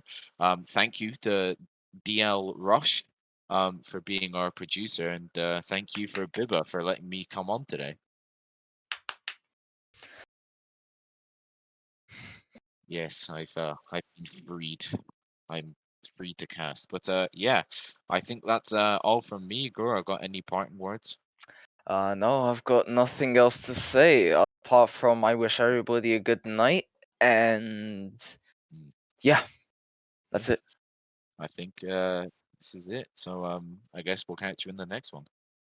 Goodbye.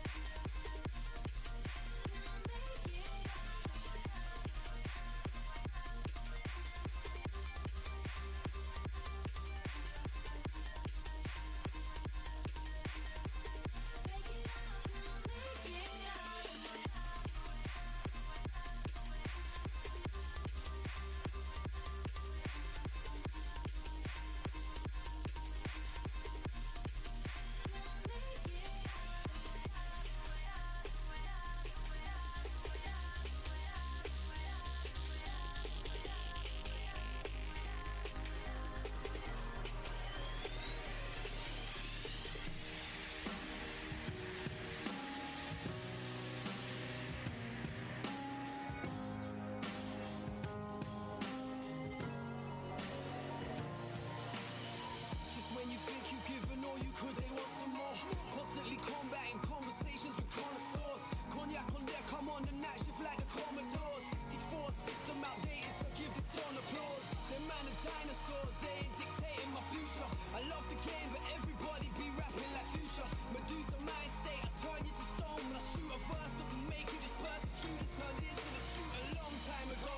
They don't wanna respect it, don't want to acknowledge the power shift. Ego, they protect it, but I will flow like electric. I'm gonna set this off, no apology. I move metric, them man still moving imperial. My tech, cause I'm moving hectic.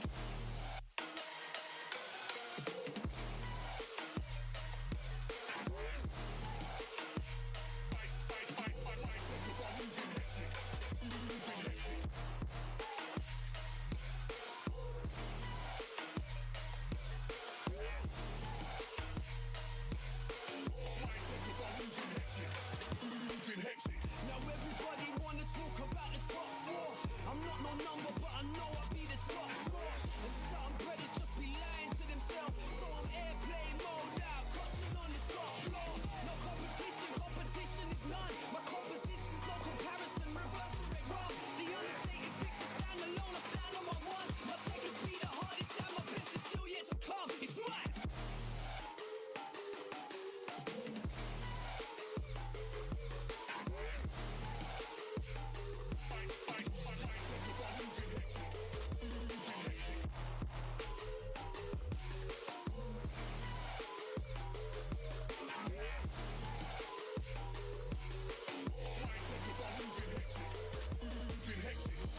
Overrated artists living off the hype. They got no longevity in the game, they got no stripes. No longer social in person, they live on social media. So social skills are not working because they live for likes. It's all a make-believe world, but they love living in the bubbles. They scrolling and reading all the BS you type. Just for attention, a couple shares or a mention is meaningless, but it's like nobody wanna deal with real life. I spit that real life, say what's on my mind. I will not pander to the climate of the deaf, dumb and blind. Never dumbing down my bars, only realness in the lines. You will only hear the honesty and passion in my rhymes. I'm staying connected cause I perfected my art form. This show I directed, calm and collected, rated, respected, stayed on course and never deflected. Flow like electric, I'm gonna set this off, no apology. I move metric, yeah man, I'm still moving imperial. My tech cause I'm moving hectic.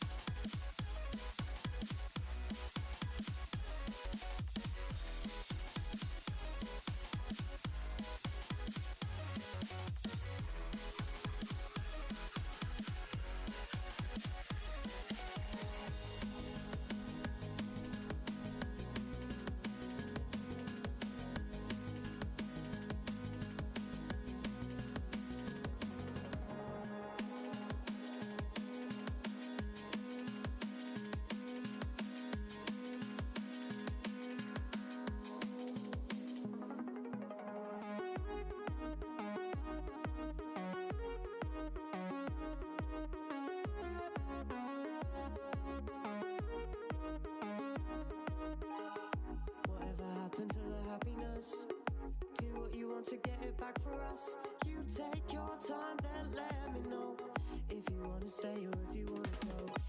I know you have difficulty knowing me, but you don't have difficulty showing me that we just need to get away. I'll take you on a wild adventure if you want to go. We're locked in place and sing together. Please just let me know. Won't you synchronize with me? You can be my everything, my everything. You can be my everything, my everything. Won't you synchronize with me? You can be my everything, my everything. You can be my everything, my everything.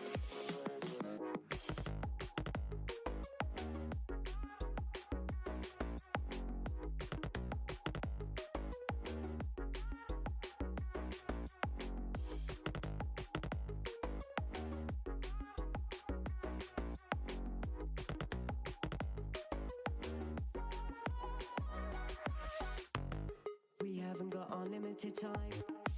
Sun is out and you get to your prime. We're falling for love, we're falling for lust, we're falling through everything. You see the summer's getting closer. We don't feel like we are getting older. So show me what you have to bring. I'll take you on a wild adventure if you want to go. We're locked in place and sing together. Please just let me know. Won't you synchronize with me? You can be my everything, my everything. You can be my everything, my everything. Won't you synchronize with me? You can be my everything, my everything. You can be my everything, my everything.